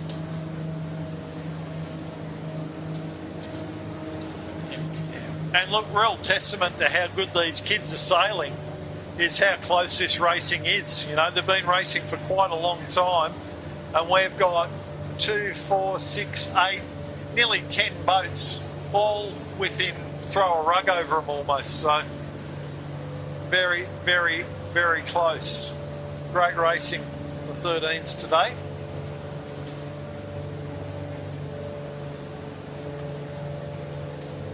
There's MTM, our 16-foot skiff leader at the moment. Just flash past our screen. Modern Concept Constructions, 13. Meg Bates. Meg Bates with Joe Corbell. Yep.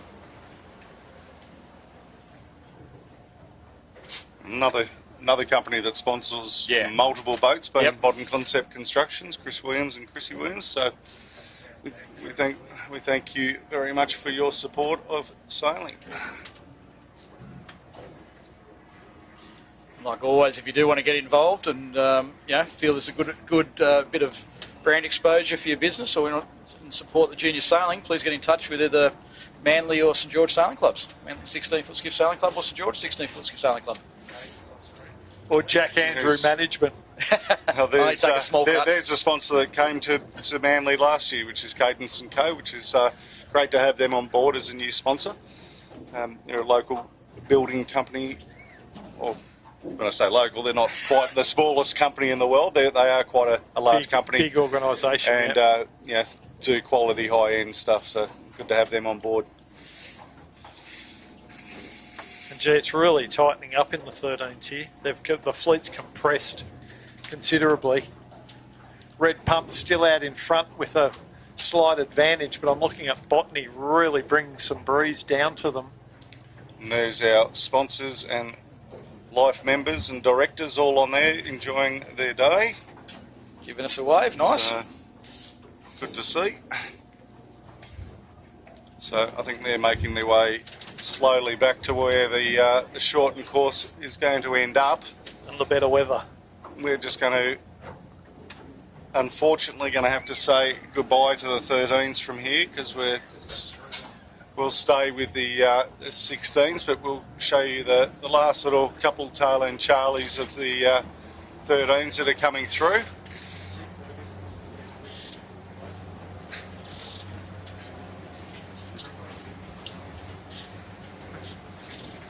Still advantage MTM. MTM signage has probably put a little bit more distance onto Canberra Airport in the last little exchange. MTM decided to get a little bit to the right of Canberra Airport and just picked up a little bit of pressure that's coming in off this. Is this a tower ashore up here, is it, Jack? Well, there's the Kurnell, but heading up towards the Kurnell shore anyway. On screen, we have, not sure what boat that is. It could be Sail Media. Viewers at home wouldn't have seen it, but we had a boat driver vigorously pointing at the monitors. Shameless plug. Oh, you've got to take it where you can. Like Ella and Holly, they're only new this year into it, so good to see that they're getting into it. And they've come a long way, Jimmy, haven't they? They have, mate. At the start of the season, they were really battling, and they've come good. And there's the Ferguson's Marina, where I spend quite a bit of time. Shout out to Tacker, and thank you for supporting another 13-foot skiff. We've got Isabella Primrose and Hugo. With the Nationals on from the 3rd to the 9th.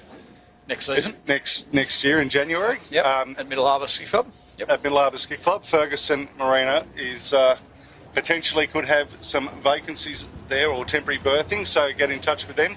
Tell them Dolly sent you and they'll charge you double. That's it. Yep. And I'll keep an eye on your boat for you. There's a promo code of Dolly10. It's not a discount, it's just an extra 10%.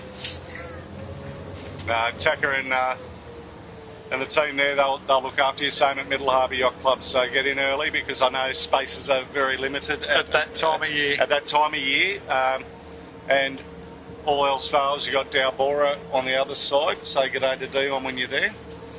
and Dion will always look after you. Kill you with kindness, Dion. Yep. It's Dion Hart we were referring to, ex-16-foot skiff sailor, now the marina manager over there. So just to the left of that shot there, there we go, just that white spinnaker. It's actually the boat Ebix. It's a long time been sailing out of Manly. Today we've got a couple of our MG14 sailors from St George taking up the challenge, and so to Ruby Smith and Kai Hasty. Well done, guys. Yeah.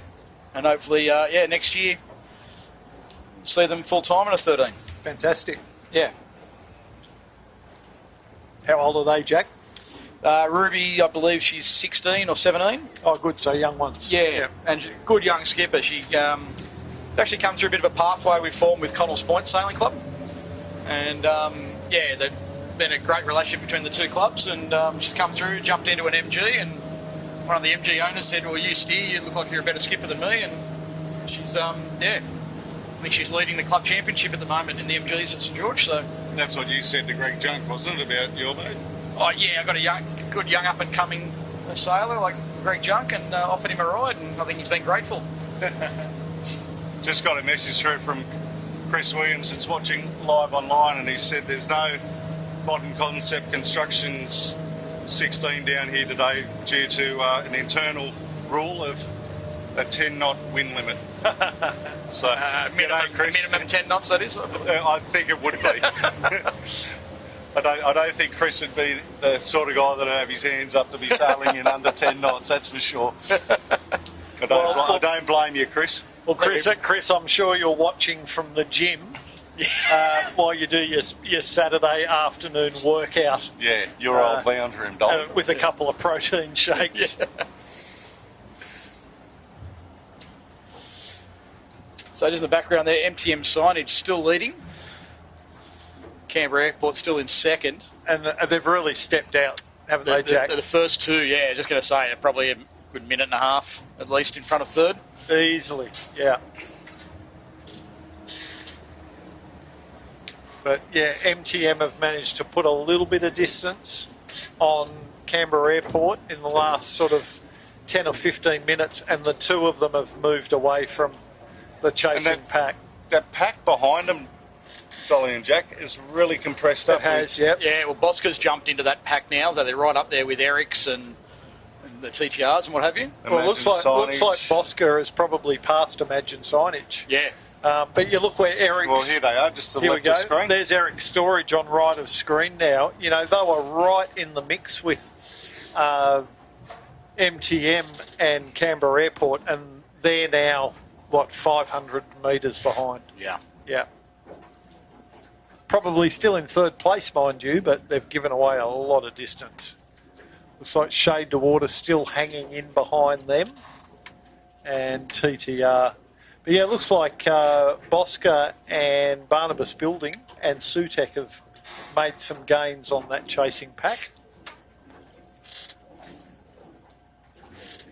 But smart sailing up here from MTM. They're just keeping Canberra Airport tucked away. Well, I don't think you can discount Tommy Dawson on the back of MTM, having grown up with a fair bit of lake sailing. And, these conditions would be well suited. What have we got there?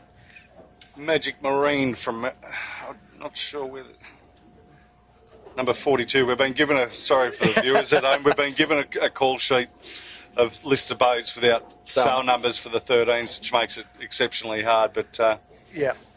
So we're just relying on strange logos and... Yeah, especially, and potentially some boats who haven't actually entered. So, and off the back of that, we apologise to the team there on boat number 42, albeit if it is boat number 42. That's what it says on the sale, but yeah. But there we are. That's MTM to windward of Canberra Airport. So MTM a little bit of a gain there. They've probably maybe a 20-second gain that they've made in the last 15 minutes. So both boats tacking on lay.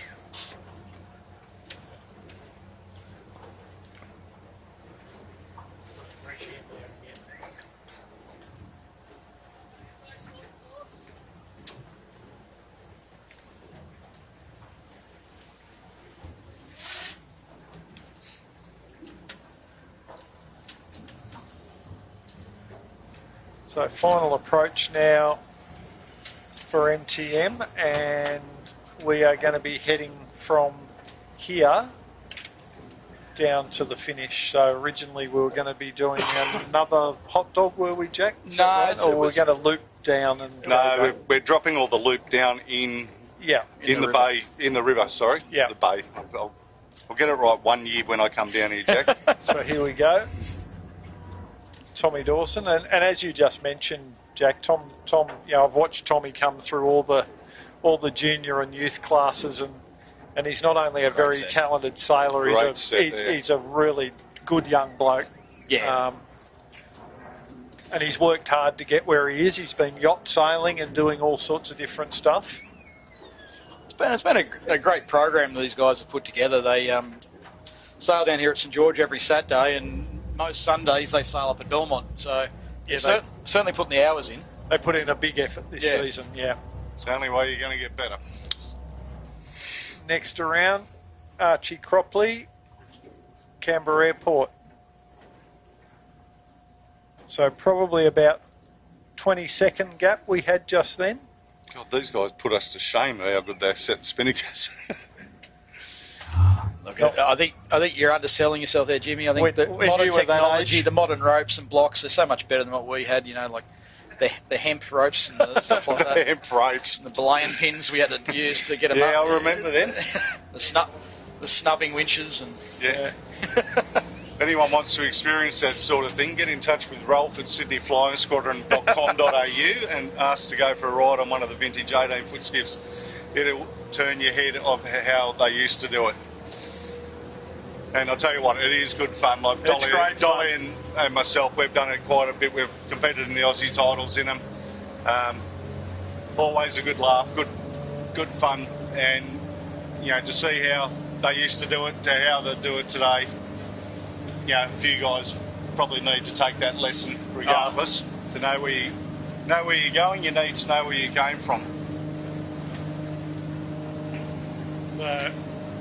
So CTA you're seeing there, they're probably in about 5th place. So Eric Storage in 3rd, probably Shade to Order, Imagine Signage, and the big mover has been Bosca, has come through the pack.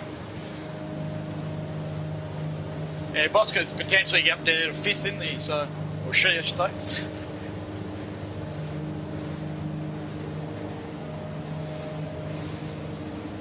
There's Red Pumps Red, Zoe Dransfield, still in that sort of the next group down, back behind Barnabas Building, Coates, and Off the Map. But the one I haven't seen is Rivcon. Where did they end up? There they are. Just behind. Yep. Okay, so they have given away a bit of ground, but they are still hanging in there. Still probably in 10th or 11th. Yep.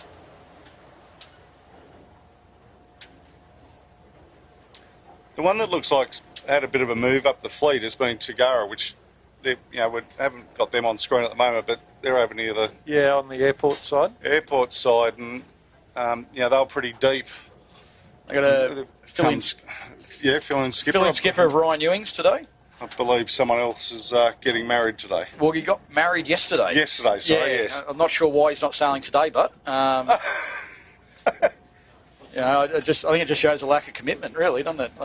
Always been a lack of commitment from Tommy. Shout out to Tommy, congratulations, mate.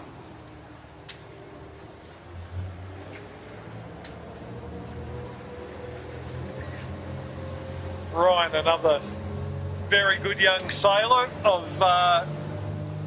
very good bloodlines. Extremely good bloodlines, yeah.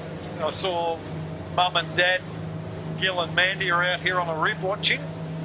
And a dubious mentor in David Witt. Yes, dubious indeed. Been given a lot of good opportunities, Ryan. Part of the Scallywag team. An integral part of the team, yeah. Indeed. Yeah. That's a pretty big responsibility for a young guy, and Whitty's trusted him in it. So. Yeah, but I've been on the boat and sailed with them, and he does a fantastic job. But he's still jumping on the skiffs. He's currently on the the Rag and Famish 18-footer as well on a Sunday.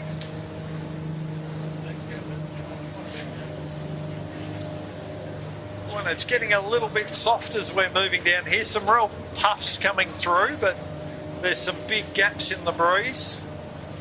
There's Canberra, and you're about to see MTM will come into shot. They've just jibed back onto starboard. So there's a little vein of pressure. They've tried to jibe on that so that they can get down the bay a bit more. Be interesting to see what Canberra decide to do here. While they've got some pressure, this left-hand side, you're hiding out of the tide a bit, aren't you, Jack? You are. I was about to say that with the tide, you know, we're probably, what have we got, another hour and a half of run left in it to low tide. This is where the real sort of issue could be of boats trying to get out of the tide and running aground.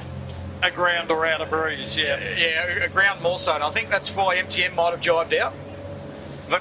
That was my next question of where Canberra Airport's going. They're jibing They're now. jibing now. Yeah. It always used to make me nervous coming down this side. It's funny, like, I brought my old man's boat down through here yesterday, and I actually thought, geez, I'm in a bit close, and I thought I'd have no issue sailing the skiff in here. And the skiff draw. What's your old man's boat draw? It's called the Bojangles.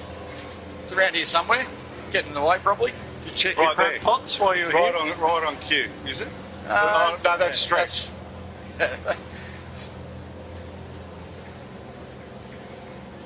So MTM decided to put in another jibe. So as I say, I suspect they're trying to just keep out of the channel and out of the tide here a little bit.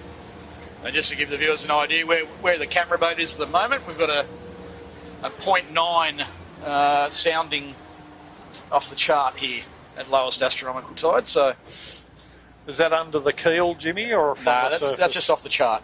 Oh, okay. Yeah. Off the bottom of the boat, 2.8 at the moment. So still a little bit of tide, but these skiffs would be drawing at the moment about 1.4, 1.5. So, you know. Well, the sound is saying 2.8, so... But yeah, as you get over towards the point where MTM are heading now, I know it gets pretty shallow over there. Been there, done that. Tick that box. The general rule down here is you keep going till you hit, then you jibe. Just got to make sure you're not going too quick when you hit. Yeah, great, Jack. Great advice for the young blokes. Keep going until you run aground and turn around and go the other way. Probably a better strategy upwind than down. Yep. But, look, it pays to get out the tide, especially in this lighter conditions. Most definitely, and they're trying to do that. And MTM's a local boat, so they should know their way around to some extent. And they've hooked onto a nice little left-hander now. They're sneaking away, getting some depth. Well, in club racing, this is probably about as far out into the bay that they come, right, Jack? So Correct, yeah. yeah, like there's a hell of a lot more of this bay that these boats have been to today that they don't normally go to. So, you know, it's this is where the local knowledge does come into it for MTM and Canberra Airport. You know, they're just clearing their centreboard right now on screen. They feel they might have picked up something. Yeah, they cleaned their rudder as well a short time ago, so might be a little bit of weed around.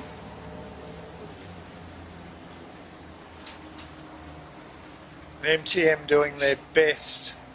There they are on shot now. They're just trying to soak down. They're doing their best to not have to jibe here.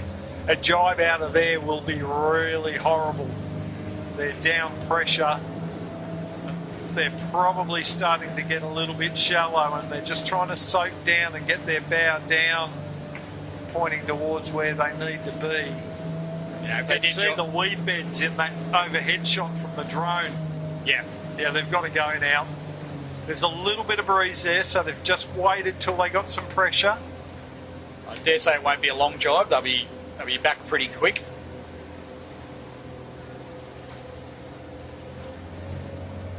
Oh, that jibe out hurts, though, doesn't it?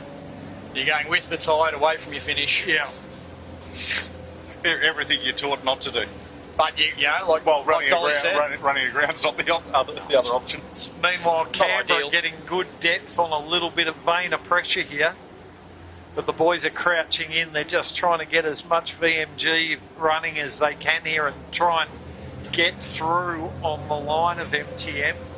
you know, if they can get their bow under the tide and just pushes them out into the middle a little bit, they can there's big gains to be made. I'm actually quite surprised how far MTM's they still haven't jived back. Yeah.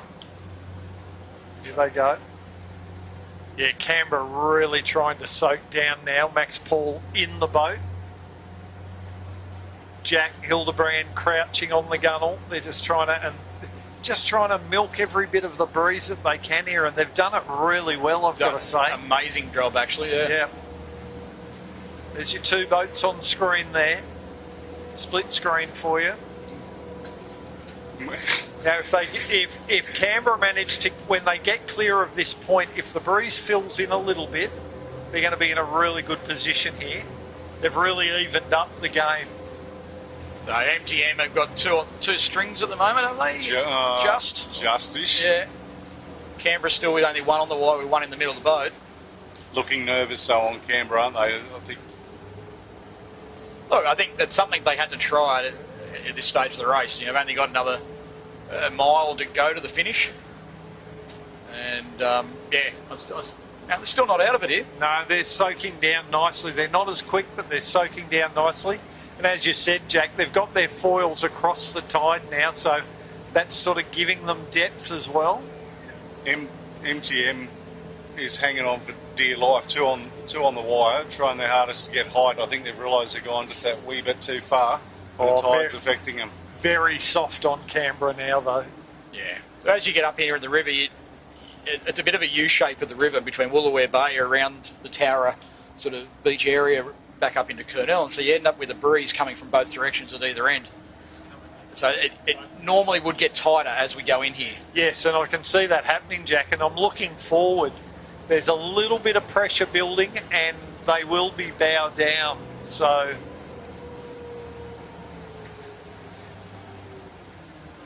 now MGM's they're just parked in some powerboat wash. Didn't help them.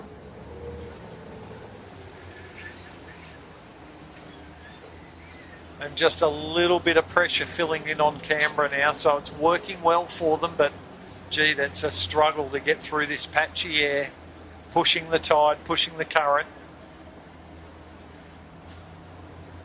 I'd say at the moment MTM's got better boat speed, but Canberra's probably in a better position when that breeze swings. Oh, it's all to play for, and they had to do something different to give it a crack. They weren't going to pass. They've been very evenly matched on boat speed, and I don't think Canberra were going to get through MTM by just following them. They were about 50 metres behind, and just that margin was just staying the same. So here we go. Canberra they've got 1.5 on the wire now. There we go. They got their 2. And this is where it starts to get real interesting. If it does swing well forward, it's then a matter of the timing of when you drop your kite to go mainland jib to get to the finish.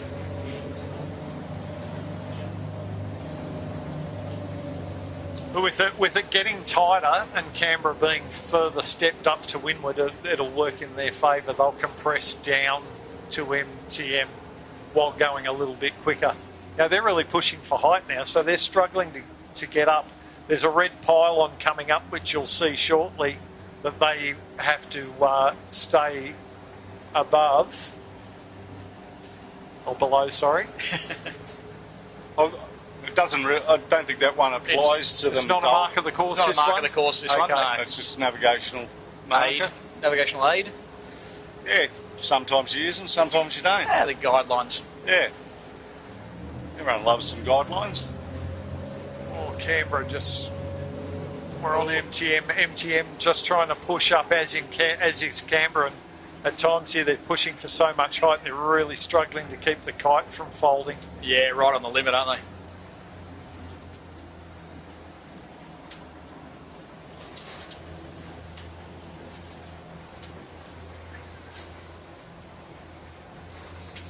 This could literally come down to one puff down towards the finish. As it has so many times in this race. It can be heartbreaking. You lead the race all day for 2 hours and then lose it in the last 100 metres. Don't remind me of it, Jack. Which year was that, Jimmy? 92, 93? No, it was back in the 2000s.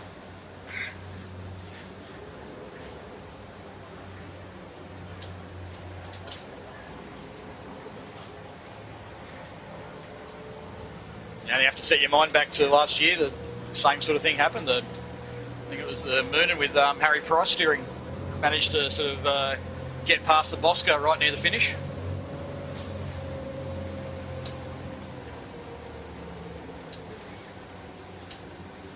The interesting thing too is there was no short and course flag at the last mark, so they're just finishing them here. They just fire it up and then...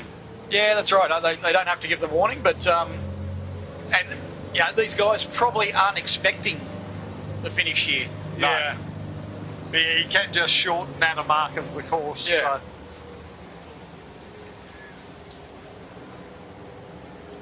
So at the moment, MTM actually looks in a reasonable position there. I think, I think all things being equal, anything can happen, of course, but... Yeah, Canberra just having a bit of a challenge. They've got a 13 above them and a big power boat, not doing them any favours going through to leeward. They're just trying to I think they're trying to get over this 13, but I don't think it's going to happen. Oh, they're going to give it a crack. Give it a go, yeah. Archie just gave him a little wave saying, do you mind? Yeah, coming through. Number 29, just obliged.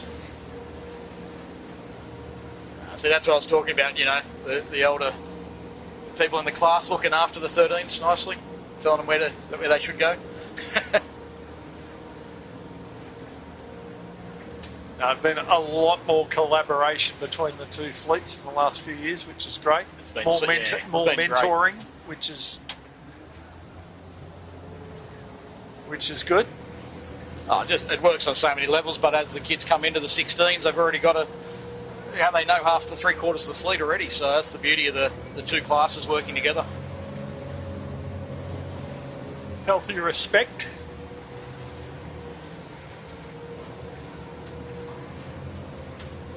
So yeah, MTM's managed to come around the bow of Canberra Airport now.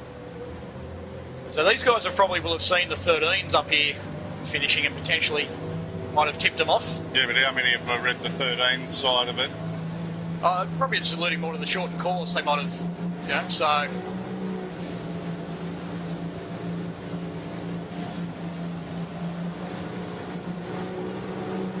Regardless of the result, really, really well sailed by these two boats today.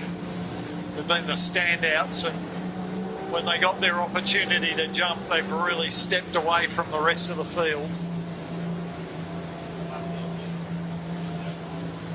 But as we get down closer to this next mark and the finish, it's looking very, very patchy. So, as we mentioned before, it's sort of one of those anything could happen down here situations. Well, it certainly can, Dol, especially as we get further down here. We start to get a bit more influence of the shallows below these boats, so to the sort of west. So they're going to be pressed here, carrying their kites right on their rear, and they're walking a bit of a tightrope of the and every big jellyfish feels like the bottom. So you just found the bottom. Now you get right up in the shallows there, and you go, "Well, we need to drop this kite." We can't. Speaking of the shallows, mate, I reckon the Ebix 13 there has got a lot of water under the keel, would they? Where they are, yes. You can't see it on screen viewers, but yeah, basically probably 10 foot to leeward of them, no. No, okay. They're right on the edge of the channel. Yeah. Yeah. Now it's getting light. Light and tricky. There's Ebix that you were talking about, Jack. Yeah, so you can see the flats to leeward of them there. Yeah. So you're not getting your toes too wet. So yeah, Ruby and Kai, they're like I said earlier, local sailors. So they should know where they can go here.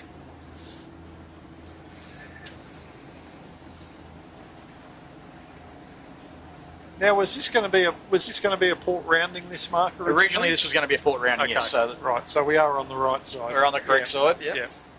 Well, you think with Hugh Lester, Brad Andrew on board. Yep. Madge on board. Yep. And we've also got Leanne Narborough, another qualified race officer as well. So we got. That they know what's plenty of experience there. Plenty Peter of Edwards experience. as well. So Peter Edwards, who actually drives our start boat, is Bryce Edwards' father, who's on the MTM. Oh, yep. So, well, I know Brad Andrews a lot smarter than his brother, so that's almost an insult to him. It's a low bar you'd set him. Here we go. Coming in hot now. They've just picked up a nice little puff, the MTM signage. Not too far to go now. They're on a really good lane to the finish here. They're laying through nicely, good pressure.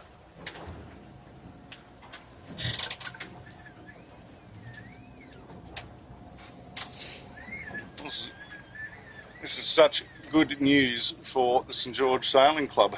Oh, it's a great, yeah. A home win. The MTM signage taking out the 116th Botany Bay Championship.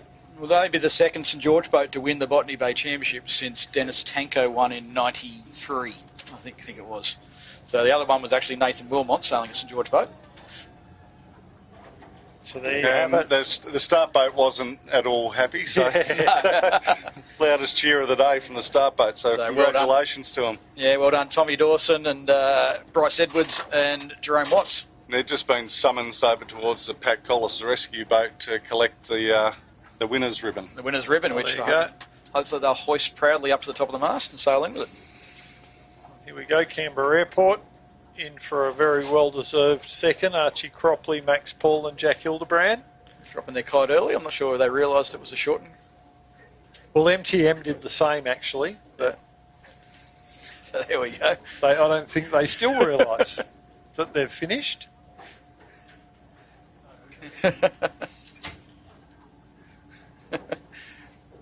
I think they might have. Now they've got to knock realised the halyard. Now they've got to knock the halyard. They'll be panicking. There you go. Here comes a presentation of the ribbon. We'll go get over there and.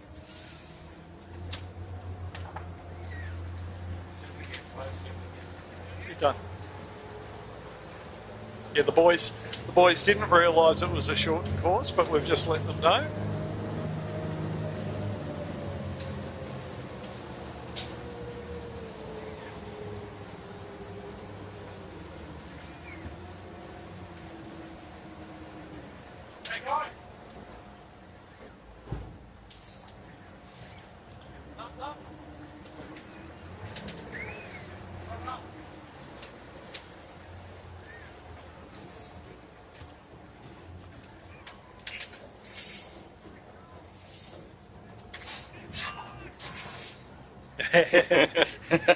They're pretty happy, the boys. Oh, it's a great race. Like that, like neck and neck with Canberra Airport all day. Like there was probably a length of a spinnaker sheet between them the whole time. You know, great sailing from both the teams on MTM signage and Canberra Airport. Good sportsmanship there from the guys on Canberra Airport that went over to. There they go. They've hoisted the ribbon. Is it going to fly? No, they've got it tangled, have they? And once you pull it up, there's no getting it down. Oh, there we go. Well done. That's our winners. Yeah, they're even well adverse to that. They know how to do that. So. Congratulations to the lads. Nice shot. See the champion's ribbon flying off the spinnaker halyard. I can tell you just off screen, not quite there yet, little way to go yet, but we've got Eric Storage coming in for a well-deserved third after being there and abouts all day. Led this race for quite a while. Unfortunately, their ribbon is stuck to the sail. There it is. Freed up. It just keeps getting in the lee of the mainsail, unfortunately. Back in the day, the ribbons didn't have the big-headed mainsails to overcome the wind shadow. Here comes the battle for the minor placings. And that looks to me like, is that Bosca in fourth there? Like coming in hot, or is that? Wow, big gain to them on that last leg. Yeah. So Eric Storage, they would be over the moon with that result. Yeah, third place. They led for a long time. Leading from the start. Yeah. Scott Cotton finally got off the centreboard, acting like a keel for him, and let him go. And there's Boscabild coming home for fourth. Big gains to them in that last lap. They were really, really deep. So well done to Sarah Curtin Keeks.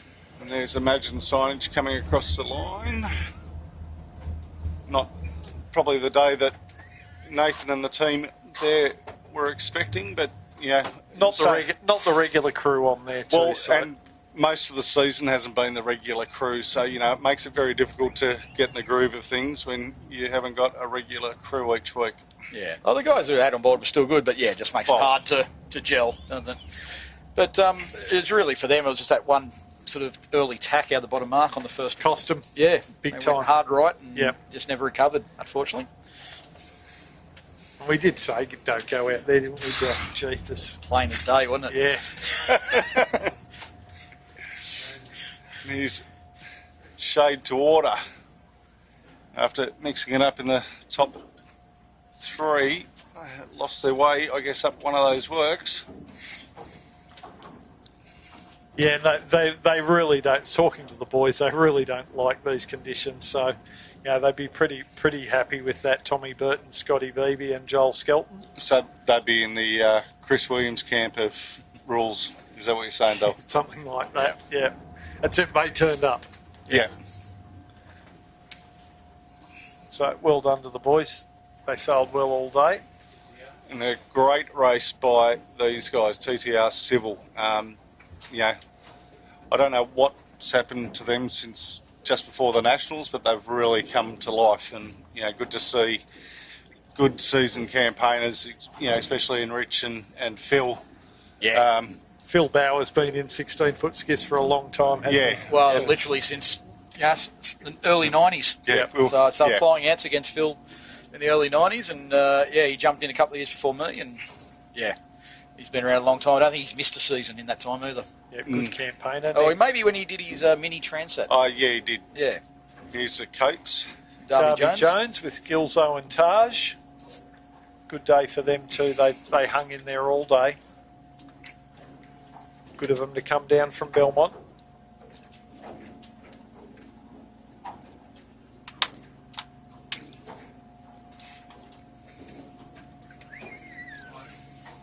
And next to get across the line will be Amy Barnabas Build. And, just that difference between that missing that top mark, that first time up into Woolaware Bay, or was that, did I call it the right place, Jack? You did. Look at me, go.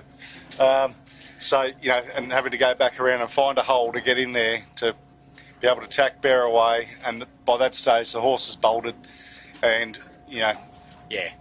I know they're a fit bunch of guys, but there's no chasing that horse after that. It is so tough, especially when you've got a reach sort of leg afterwards where there's not a lot of passing lanes. You saw that with them, but also Red Pumps Red, same sort of thing with Zoe. Yeah, she missed out the top mark. And a little bit underlaid. They had to jibe out of there, and Barnabas Building also got caught out by who was doing a penalty turn. Someone hit the mark and then was doing a penalty turn, and Barnabas Building got caught above them as well. So Was it Eric's storage by memory? No, I don't think it wasn't Eric's, it was someone else. But anyway, it was too long ago for me to remember, Jimmy. I'm like a goldfish. Yeah. Hey, look at Castle. Next in, we've got the Sutek boys. Good work from Mikey, Josh, and James. Always having fun, win, lose, or draw.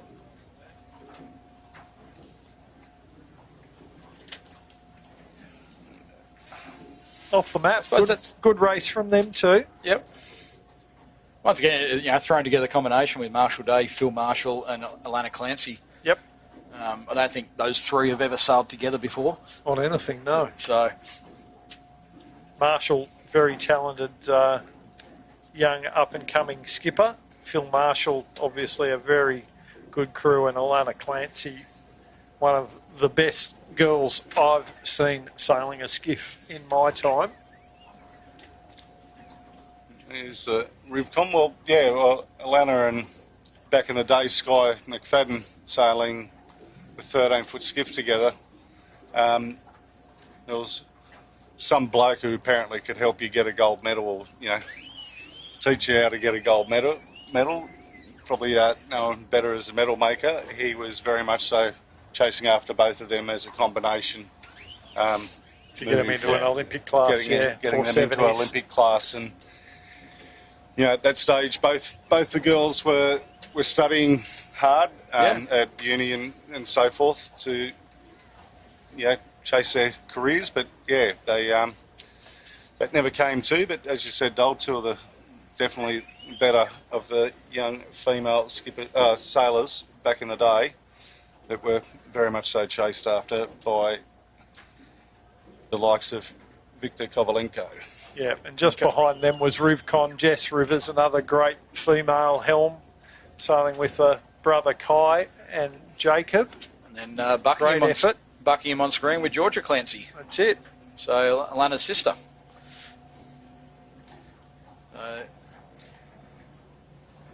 Followed by Tagara with Ryan Ewings.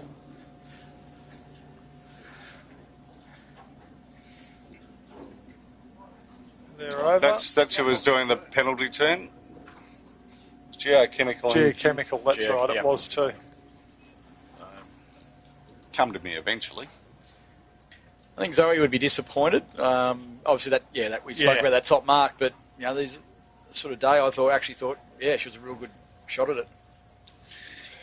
Yeah, well, and they went out in very similar conditions yesterday afternoon to what today threw up, and so still get a wave off Nath to say thank you. It's always one of the good guys. The good guys, and win, lose or draw, as you just seen then. Always high five each other. They're a team of good mates, and when you get to do this sport with your mates, it's a pretty special thing. Yeah, absolutely. When you get to do any sport with your mates, it's a pretty special thing. Noakes will be next in. Amy Mulkerns.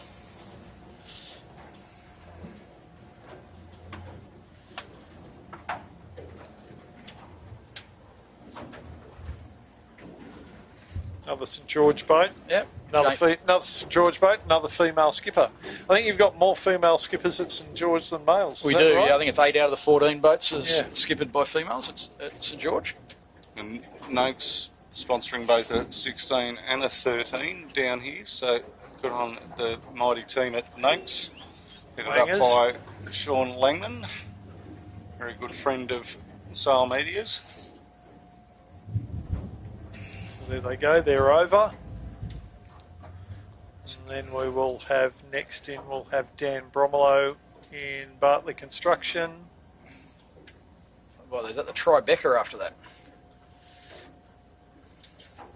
What's the story with the Tribeca? Does Junior still own that thing, or? Yeah, James Turner still owns it. He's actually in town this weekend, but he's went to Tommy Cloud's wedding yesterday, and then his sister's wedding today down at Barrel. So shout out to the Turners. Hope they're having a great day.